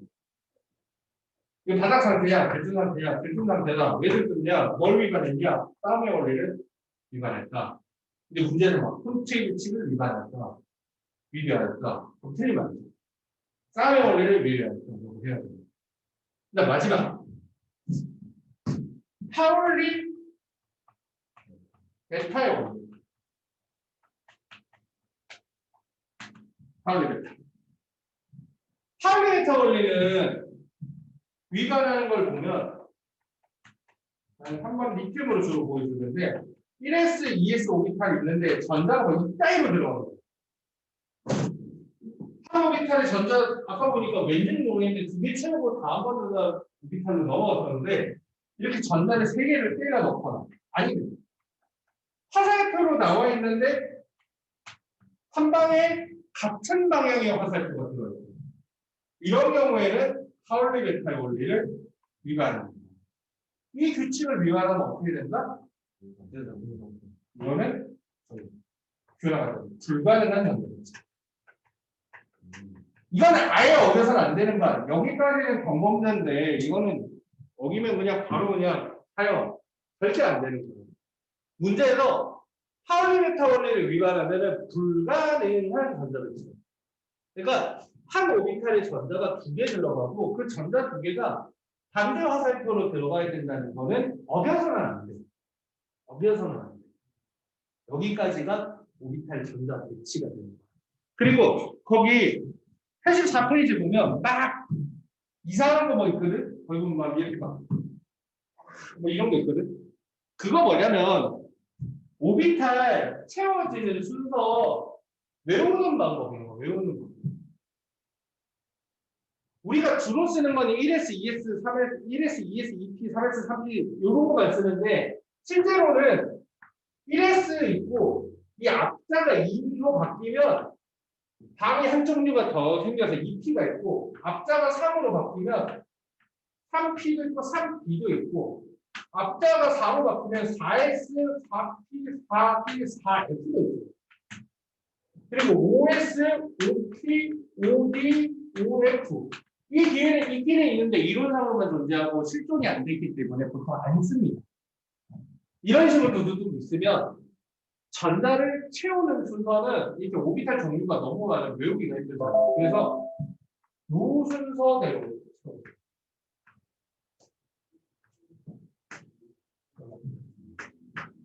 그래서 앞쪽에는 우리가 이미 아는 수다. 1S, 2S, 2P, 3S, 3P, 4S, 3D 이렇게 되는데 그 다음에 4P, 5S, 4D, 5P, 6S, 4F, 5D, 6P, 7S 이렇게 간다는 거예요. 거기까지 갈 리 없어요. 하기 싫으면 화학도 안 가면 돼요. 화학을 하면 이따가 다 외우고 있어요. 나도 이제 뒤쪽으로 하면 헷갈려가지고 다시 이게 써가지고 해야 되는데 할 때 이렇게 쓰는 건데 그 모형이 뭐 그 그림을 통째로 외우고 있을 필요는 없고 자주 쓰는 오비탈에서 에너지 순위 비교합니다. 다만 수능 문제는 절대 안 나오지만 내신 문제에서는 간혹가다 이딴 게 나오기도 해요. 5F 오비탈하고 7S 오비탈하고 뭐가 에너지 준위가 높냐 이런 거 나오면 먼저 채워지는 게 에너지 준위가 낮은 거고 나중에 채워지는 게 에너지 준위가 높은 거니까 참고 정도는 해. 이상하게 그런 거 좋아하는 선생님들이 있어. 아예 안 나온다고 말을 못해. 자, 그러면 이렇게 다 채우고 나면 그 다음에 너네들이 알아야 되는 게 양자수라고 하네요. 양자수. 맞아. 양자수라고 하는 거를 되게 어렵게 생각하지 마시고요. 양자수라고 하는 거는 일단 외우는 거는 4가지 양자수가 있다는 건 외우긴 외워야 돼요. 4가지 양자수가 있고 그 4가지 양자수 각각의 이름도 기억을 해줘야 돼요. 주양자수, 방향도.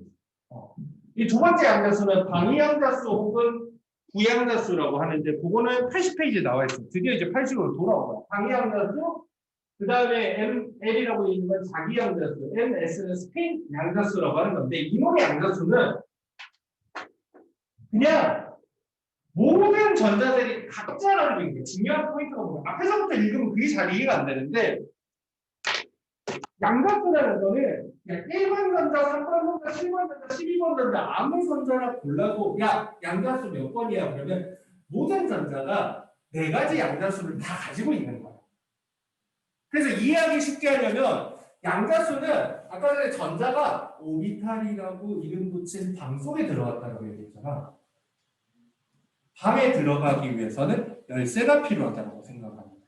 열쇠. 그 열쇠에는 키 번호가 써져 있을 거 아니야. 요즘 뭐 열쇠 잘 안 쓰고 도어락스를 하지만 그래도 호텔 같은 데 가면 키 주잖아. 카드 키는 뭐든 주잖아.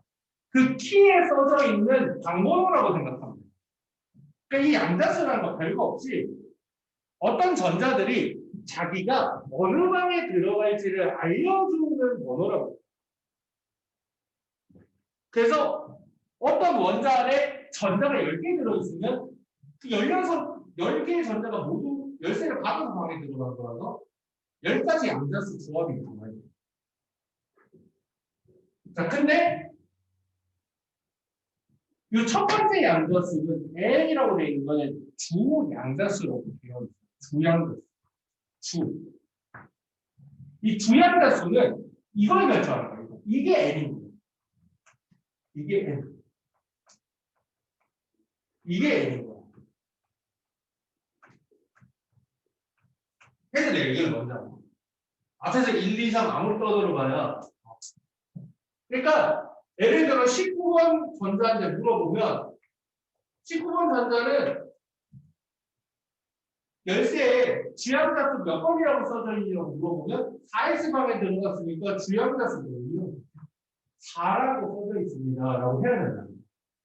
네 자리 키를 가지고 있는데 첫 번째 번호가 1인 애들만 여기 들어갈 수 있고 2인 애들은 여기나 여기 들어가는 거고 주양자수가 3인 애들은 여기나 여기나 재수없으면 여기도 들어갈 수 있어요. 이게 주양자수. 그 다음에 이거는 방위양자수라고도 하고 부양자수라고도 해요. 방위양자수 혹은 부양자수. 거기 80페이지를 보면 나와 있어. 방위양자수 또는 부양자수라고 하는데 요 값은 뭐냐면 그건 뭐 나중에 얘가 L 값은 0을 가지게 되면 S방을 들어가는 거고 1이라고 써져 있으면 P방을 들어가는 거고 2라고 써져 있으면 B방 3이라고 써져 있으면 F방을 들어가는 뜻이야. 그러니까 이게 S는 두 번째 숫자가 0인 애들만 들어갈 수 있는 거예요. P방 같은 경우에는 두 번째 자리가 1인 애들만 들어갈 수 있는 거예요. 그러면 11번 전자하고 4번 전자하고 골라가지고 보면 11번하고 4번하고 첫 번째 자리수는 다르지만 둘 다 S방에 들어갔기 때문에 열쇠의 두 번째 번호 방위양자수는 똑같이 0을 받은 애들 0을 받은 애들만 S방에 들어갔습니다. 두 번째 자리수가 P가 들어있으면 P방에 들어갔어요. 근데 봐봐 1일 이거 호텔방이라고 생각하면 편하거든. 1층에는 S방밖에 없어. 그러면 열쇠를 번호를 받아가지고 딱 봤는데 첫 번째 자리가 주양자수가 1이야. 그럼 어떻게 돼? 보나마나 1층의 방은 S방밖에 없잖아. 그러면 N은 1이면 N은 무조건 얼마야 되냐면 0이고 0. S를 뜻하는 0을 가지고 첫 번째 자리가 주양자수 1이면 부양자수는 무조건 0이야 돼. 근데 어떤 전자가 딱 열쇠를 받았는데 주양자수는 1이라고 돼 있고 부양자수는 1이라고 돼 있어. 그렇지 말해야 되는 게 1층 P방은 없는 거야. 없는 걸 뽑았어. 망했어. 이런 경우에 뭐라면 허용되지 않은 양자수 조합이에요. 허용되지 않은 양자수. 많이 쓰는 말이거든. 허용되지 않은 양자수. 그러니까 우리는 아는 거야. 이미 방 구조를 아니까 1 있는 열쇠는 받아봐야 들어갈 방이 없는 거야. 이런 갈 데 없는 열쇠 조합을 가진 애들은 허용되지 않은 양자수. 허용되지. 그러면 N은 1일 때 무조건 N은 0이어야 되고 이 첫 번째 자리가 2는 어떻게 돼? 이런 경우에는 어떻게 돼? 2층에 올라가서 보니까 S방도 있고 P방도 있는 거지. 그래서 어떻게 돼? 얘는 A는 0도 가능하고 얘는 1도 가능하고 S방을 들어갈지 P방을 들어갈지 결정을 해주는 거죠. 근데 책에는 이렇게 돼 있어. L 값은 0에서부터 n-1까지의 값을 준다라는 그 말인 거예요. 1층에는 0밖에 안 되고 2층에는 0, 1 되고 3층에는 0, 1, 2 되기 때문에 이걸 수직으로 표현한다고 이렇게 생각하거든. 근데 니네는 이미 2층에는 S방, P방이 있고 3층에는 SPD가 있으니까 첫 번째 그 숫자를 몇 층 받은 거라고 생각을 하고 두 번째 게 뭐가 나와야 되는지 가능한 조합을 생각을 해보세요. 2 나오면 2형도 되고 1도 되고 그치? F-오비탈은 일반적으로 잘 안 쓰지만 D까지는 알아두면 큰 말. 이거는 뭐야? 이거는 자기 양자수. 자기 양자수. 마그네틱 퀀텀 넘버라고 하는 자기 양자수인데 자기 양자수는 얘네들이 특징이에요. 첫 번째 자리를 봤더니 2라고 써져 있어요. 두 번째 숫자를 봤더니 1이라고 써져 있어요. 그럼 어디를 찾아가면 돼요? 2T라고 써져 있는 방에 가면 되잖아. 갔는데 방이 3개야. 그 구분을 해줘야 돼요. 그거 구분하는 숫자라고 생각합니다. 그래서 보면 자기 양자수는 마이너스 1부터 플러스 L까지의 값을 가진다 라고 되어 있는데 그게 무슨 말이냐면 L이 0이면 어차피 S방은 각 층마다 하나씩밖에 없잖아. 그러면 ML은 무조건 0이 돼요. S방이 하나밖에 없으니까 이게 별로 필요가 없다고. 근데 L이 1이면 P방은 각 층마다 3개씩 있잖아. 그럼 얘는 어느 방에 들어갈지 이렇게 3개를 정해줘야 됩니다. 그럼 딱 마이너스 L부터 플러스 L까지 숫자 3개가 필요해. 니네는 이렇게 생각하면 돼. 2층 P방 요 3개가 뭐가 다르다? 여기 들어간 전자들은 뭘 다른 값을 받았다? 자기 양자수를 다른 값을 받으면 각자 다른 이름은 같은 다른 방에 들어갈 수 있습니다. 이 P방. 근데 얘는 자기 양자수가 차례대로 플러스 마이너스 1, 0 플러스 1이라고 생각하면 돼요. 근데 실제로는 원칙상은 이거 수능 문제 풀 때 되게 중요한 건데 원칙상은 방 3개가 다르다는 거는 구분이 되지만 어느 방의 자기 양자수가 마이너스 1이고 0이고 플러스 1인지는 구분이 안 돼요. 무슨 말인지 알겠죠? 그러니까 실제로는 요 방 3개는 자기 양자수 셋 중에 하나인 거지 5번 전자랑 6번 전자가 자기 양자수가 다르다는 건 알아도 5번 전자랑 6번 전자가 자기 양자수가 얼마인지는 정확하게 몰라요. 마이너스 1, 0일 수도 있고 0 플러스 1일 수도 있고 마이너스 1 플러스 1일 수도 있어. 하지만 5번 전자랑 6번 전자가 자기 양자수가 같은 값을 가질 수는 없잖아요. 방을 구분하는 거예요. 자, D방은 안 쓰기는 하지만 아까 전에 내가 방이 몇 칸이라고 알려줬냐면 D방은 5칸이거든. 잘 안 써. 이 방 들어가는 거 전자를 별로 안 좋아해요. 방 이름도 3층 더러운 방. 3층 벌피고. 더러운 방 안 가고 싶어. 그래서 3층에 더러운 방 갈 바에는 4층에 스페셜하고 좋은 방으로 가는 거야. 근데 이게 여기가 엘리베이터가 없어. 좀 빡센 호텔이라. 계단도 많고. 그래서 ES방에서 3S, ES방 꽉 차면 다음번 전자는 3S방 안 들어오고, 아, 계단이 너무 많네 하면서, 이렇게 막 조금 안 좋은 방으로 가. 근데, 여기 다 차고 나면, 여기까지 가느니, 2단계 낮은 방 가느니, 그냥 한층 올라가고 간다. 약간 이런 느낌입니다. 이렇게 되거든요. 그래서, D방 같은 경우는 3B일 때만 좀 쓰는데, D방일 때는 어떻게 된다? L이 2일 때는 D거든. 이때는 마이너스 2, 마이너스 1, 0, 플러스 1, 플러스 2. 자기 양자수가 5가지 값을 가질 수 있다. 근데 3B는 잘 안 나와. 대신에 이 정도는 알아둬야 돼. 만약에 어떤 전자가 열쇠를 받았는데 3이야. 이게 3층 가면 이제 방이 S도 되고, P도 되고, B도 돼. 근데 이걸 받았네. 3층 더러운 방. 제일 좋다. 근데 세 번째 양자수가 이렇게 돼 있네. 그럼 이거 뭐야? 그렇지. 이거 허용되지 않은 양자수가 얘는 방보라도 더러운데 실제로 있지도 않은 말이에요. 그 구분을 할 수 있어요.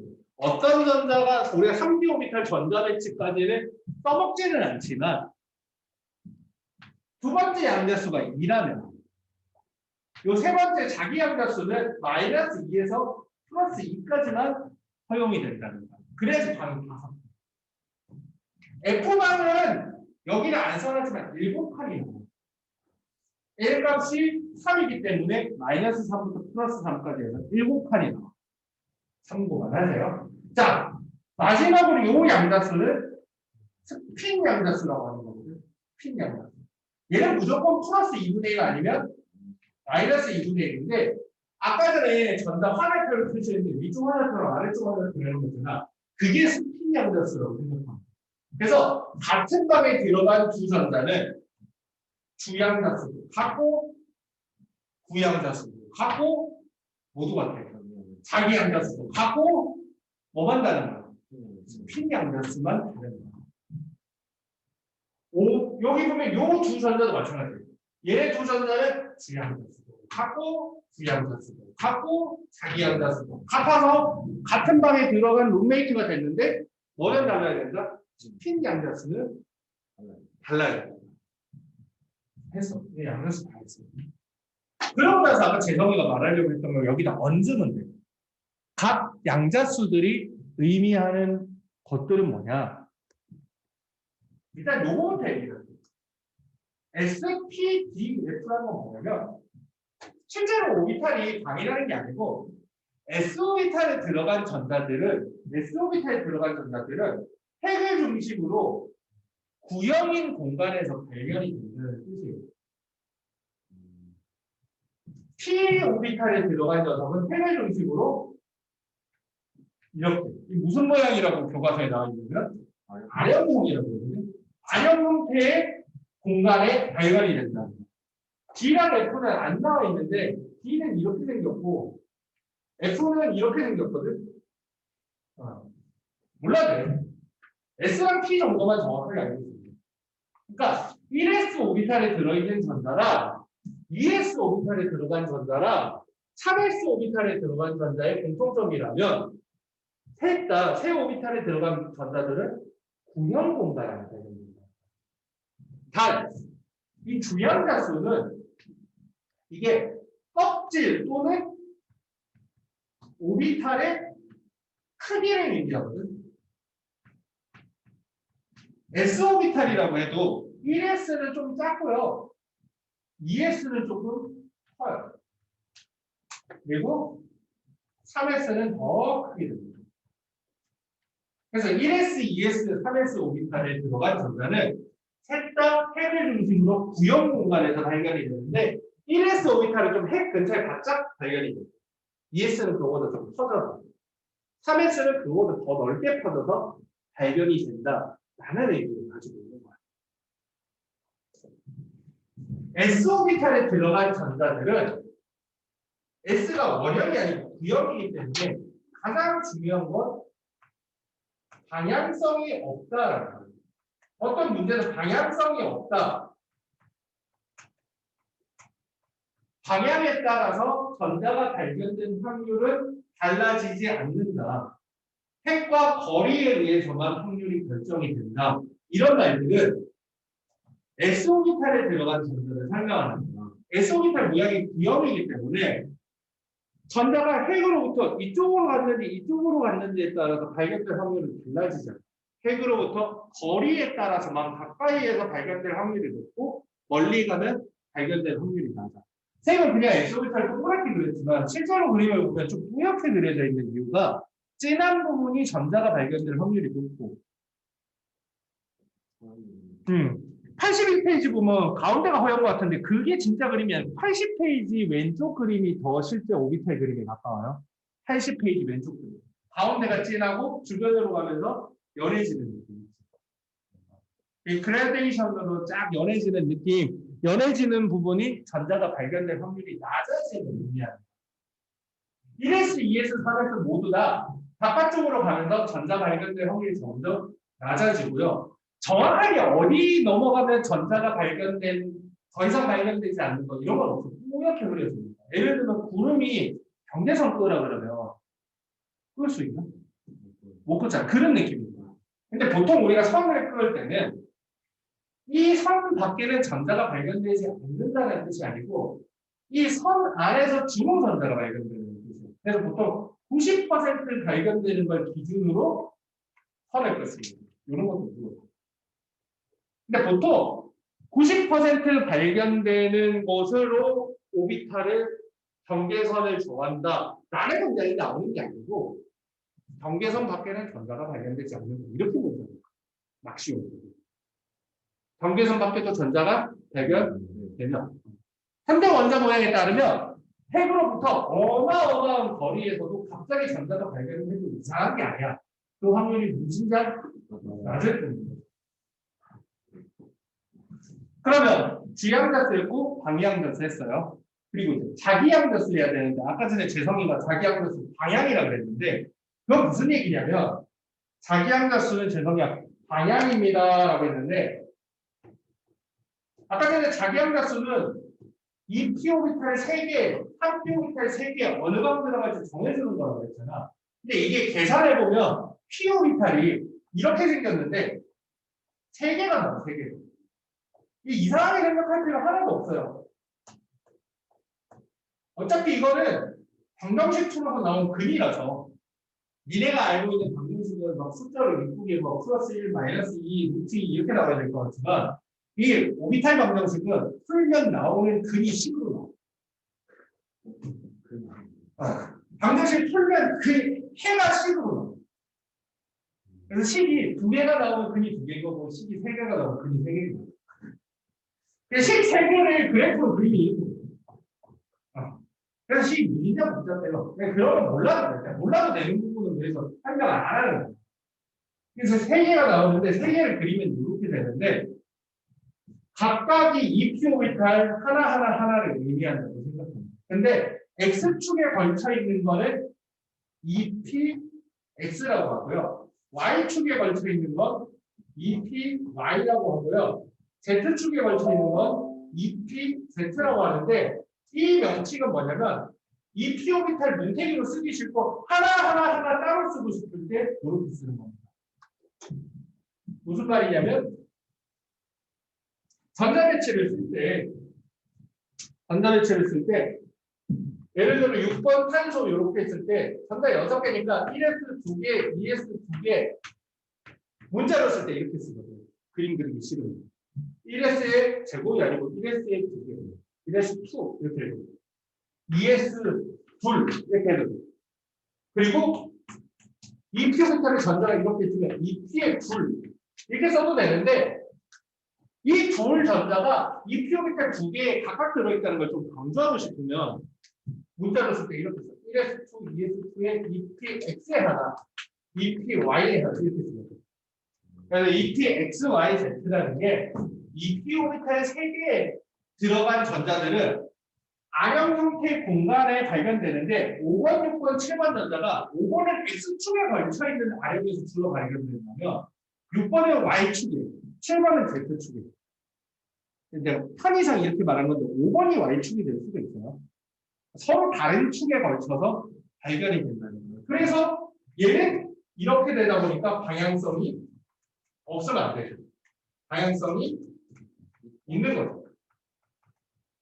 무슨 말이냐면 2px에 들어가 있는 전자는 x축 주변이 발견 확률이 높은 거고 2py에 들어간 전자는 y축 주변에 발견될 확률이 높은 거예요.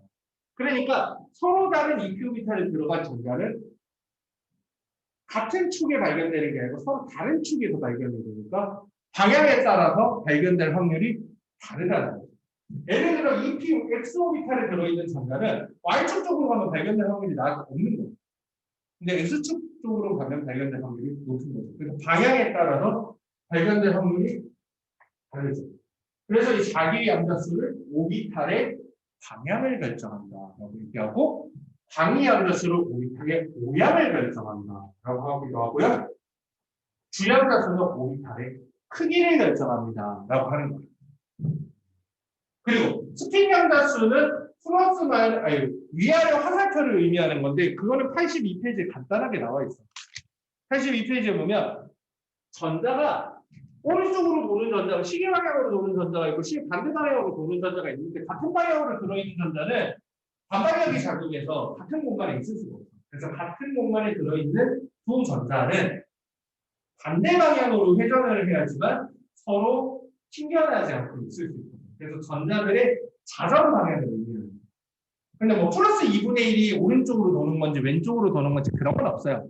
스핀이 서로 다른 전자가 한 오비탈에 들어있고 그 두 전자는 자전 방향이 반대다 정도만 알고 있습니다.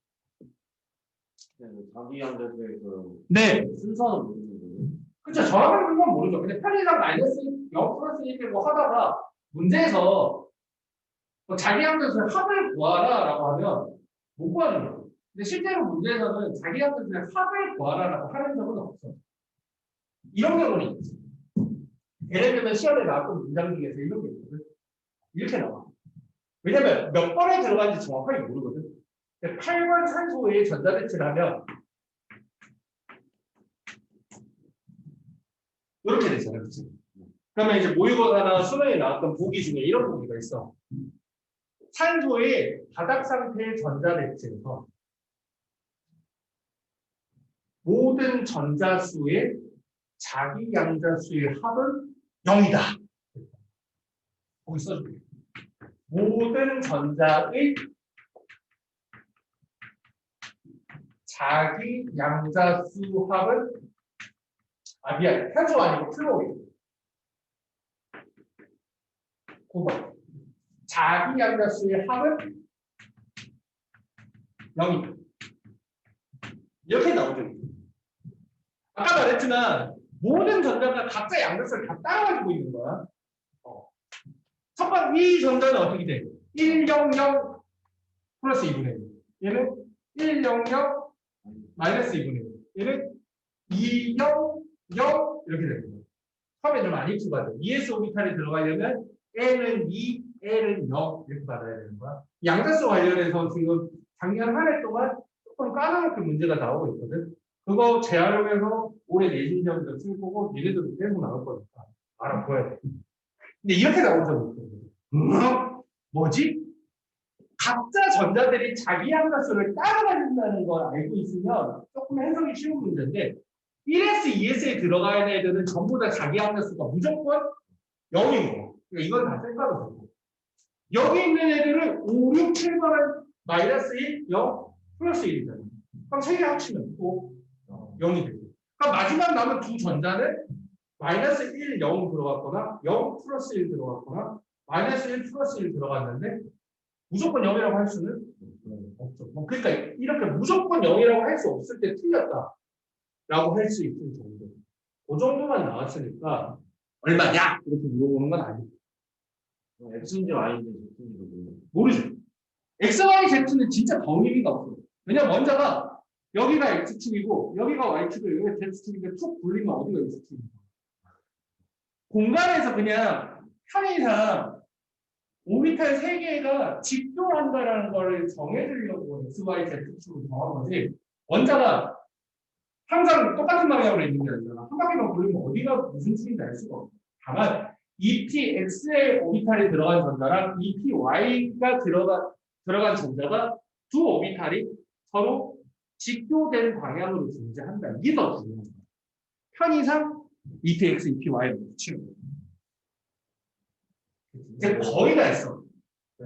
네온이면 0. 네온이면 그렇죠. 이런 경우는 10번 네온 이런 건 무조건 되는 거예요. 10번 네온 모든 전자의 자기 양자수는 0이 되고 이건 무조건 0입니다. 이렇게 딱 대답할 수 있을 정도. 그럴 수도 있고 아닐 수도 있을 때는 맞다고 하면 안 되고 틀렸다고 해야 되는 거예요. 그것만 중요합니다. 복습해보고 내가 좀 압축해서 하고 오늘 잘라서 하는 거보다 오비탈 이형 시간을 좀 끝을 보려고 조금 무리한 경향은 있는데 복습해보고 읽어보고 모르겠는 거는 또 질문하래. 심지어 내가 보고 아예 몰라도 되는 거야. 그리고 내가 잘라줄 때는 잘라줄게. 근데 내용 하나는 더 공부해야 돼. 82페이지 밑에 거. 이건 시험에서 많이 나오고 82페이지 하단. 이거를 꼭 해야 돼. 거기 보면 이런 게 있어요. 1S, 2S, 2P, 3S, 3P, 3S, 3B 뭐 이런 게 있는데 그게 뭐냐면 약간 그 아까 말했지만 싸움의 원리에 의하면 오비탈이 에너지가 낮은 것도 채워준다고 했잖아. 그래서 그거를 에너지를 좀 살려가지고 그리는 거거든. 그래서 1S보다 2S를 높게 이게 에너지 높다라는 걸 보여주는 거야. 2S보다 2P를 에너지를 높게 이렇게 그리는 거거든. 근데 왼쪽하고 오른쪽의 그림이 다르죠. 이게 뭐냐면 보어가 생각한 거랑 오비탈 모형은 4개의 모형인가 싶지만 결국 결론은 뭐냐면 보호 모형은 원자 안에 전자들이 가지는 에너지 수가 첫 번째 껍질, 두 번째 껍질, 세 번째 껍질 이런 식으로 구성되어 있는지 알았었고 근데 오비탈 모형을 해석하면 이런 거예요. 첫 번째 껍질에 ES 오비탈이 있고 1S 오비탈이 있고 두 번째 껍질에는 ES도 있고 그것보다 에너지가 주기가 높은 EP로 있는 거야 실제로. 그래서 보호 모형에서는 전자가 두 번째 껍질에 있던 전자가 첫 번째 껍질로 가면 한 가지 파장의 비구가 무조건 돼야 되거든. 근데 오비탈 모형에서는 두 번째 껍질 안에서도 에너지가 두 개로 나뉘잖아. 그러니까 여기서 일로 가는 거랑 여기서 일로 가는 거랑 여기서 일로 가는 거랑 적어도 세 가지가 나오잖아. 그러니까 아까 말했죠. 슈퍼 원자 말고 다른 원자의 스펙트럼을 보면 훨씬 복잡하고 그 훨씬 복잡한 게 두 번째 껍질, 세 번째 껍질 말고도 그 사이사이에 더 자세한 에너지 주기가 더 많았다라는 걸 보여주는 거야. 오비탈 모형이 원래. 근데 옆에 있는 그건 뭐냐면 근데 보호는 왜 수소만 잘 설명해주냐면 오비탈 모형에서도요. 전자를 그게 아까 말한 식의 대상 결과라고 했잖아. 오비탈 그 공식에다가 전자에 관련된 항이 하나 있는데 전자를 한 개만 딱 넣고 전자를 한 개만 넣고 계산을 하면 ES 오비탈하고 EP 오비탈의 에너지가 차이가 없거든요. 그래서 보호처럼 그냥 두 번째 껍질 이렇게 생각했어도 해석에 무리가 없었던 게 그 이유인 거야. 3X, 3P, 3B가 에너지가 다 같아져. 원재. 전자가 하나 있는 수소 원자에서는 1S보다 ES가 높은 건 맞는데 ES랑 EP가 같아져. 오비탈 모형에서. 흔히 보호 모형에서 말하는 두 번째 껍질이죠. 그리고 3S, 3P, 3B도 같아져. 왜 그래서 보호가 그 노란색으로 찾아놓은 거는 노란색 막대기는 껍질을 의미하는 거고 실제로 오비탈 모형은 껍질 안에 더 많은 에너지 주기들이 들어있어서 훨씬 더 복잡한 패턴을 가지고 있는데 보호는 단순하게 해석했는데 왜 수소만 잘 설명되냐면 수소의 에너지 주기에서는 이렇게 됩니다. 전자가 더 많은데 보이는 전자를 빼서 하나만 만들고. 그거 대학교 가야 합니다. 헬륨 원자는 전자가 두 개 있어가지고 두 개 있을 때는 이걸로 해석을 해야 되는데 하나를 빼고 난 상태에서는 그 단전자계가 돼가지고 수소 원자처럼 해석을 해요. 오, 지면. 근데 고등학교는 안 나와. 여기가 포인트니까 잘 보세요. 자, 일반적인 다전자 원자, 수소 원자를 제외한 다전자 원자는 1S, 2S, 아까 배운 대로 2P, 3S, 3P, 4S, 3D 이렇게 나옵니다. 여기가 포인트입니다. 우리는 ES 오비탈보다 EP 오비탈 에너지 주기가 높다고 많이 알고 있지만 이게 수소 원자일 때는 같다라고 해야 되고요. 4S 오비탈이 먼저 치워지는 이유는 3D 오비탈보다 에너지가 낮아서라고 알고 있지만 수소 원자일 때는 4S가 더 크다라고 얘기해요. 그래서 문제에서 이렇게 잘 나와. ES, EP, 가, 나 이렇게 놓고 기억, 가 오비탈은 가는 나보다 에너지 주기가 낮다 라고 했을 때 항상 에너지 주기가 오비탈끼리 에너지 주기가 높다 낮다 비교를 시키면 무조건 문제를 가리기로 두 개를 쳐올려요. 뭐가 있는지 수소 원자에서 물어보는 건지 다전자 원자에서 물어보는 건지 꼭 체크해요. 만약 그게 안 나와있어 그러면 어떻게 돼요? 숨겨놓은 거야. 잘 찾아봐요. 있어 어디서. 없을 수는 없어. 그 있으면 ES보다 EP가 크다. 다전자 원자는 크다라고 하는 거고 수소 원자라고 하면 그는 같다라고 얘기해야 됩니다. 4S, 3P도 마찬가지예요. 그래서 전자가 하나밖에 없으면 오비탈 모형도 보호 모형처럼 보인다라는 걸 보여주는 겸 시험에서 주로 물어보는 건 이거야. 에너지 주기 오비탈 둘의 에너지 비교를 많이 시키는데 에너지 비교 시키면 무조건 수소 원자인지 다전자 원자인지 확인을 하고 확인은 했으니 그 다음에 뭘 해야 되는지 모르겠다 그러면 뭐 바본 거고. 근데 이건 확인을 안 했다는 건 수업을 안 되는 거니까 확인하고 에너지 쓰는 비교를 하세요. 여기까지 하면 오비탈. 대부분 이렇게 좀 압축해도 내가 니네들 수준 아니까 거의 다 문제는 다 풀리거든. 기억을 예전에 들었던 기억을 되살려서 오늘 수업 들은 거를 바탕으로 교재 한번 읽고 오비탈. 완자 다 된 사람은 수특으로. 수특 다 된 사람은 수완으로 다시 풀어보세요. 오늘 여기까지 고생했어.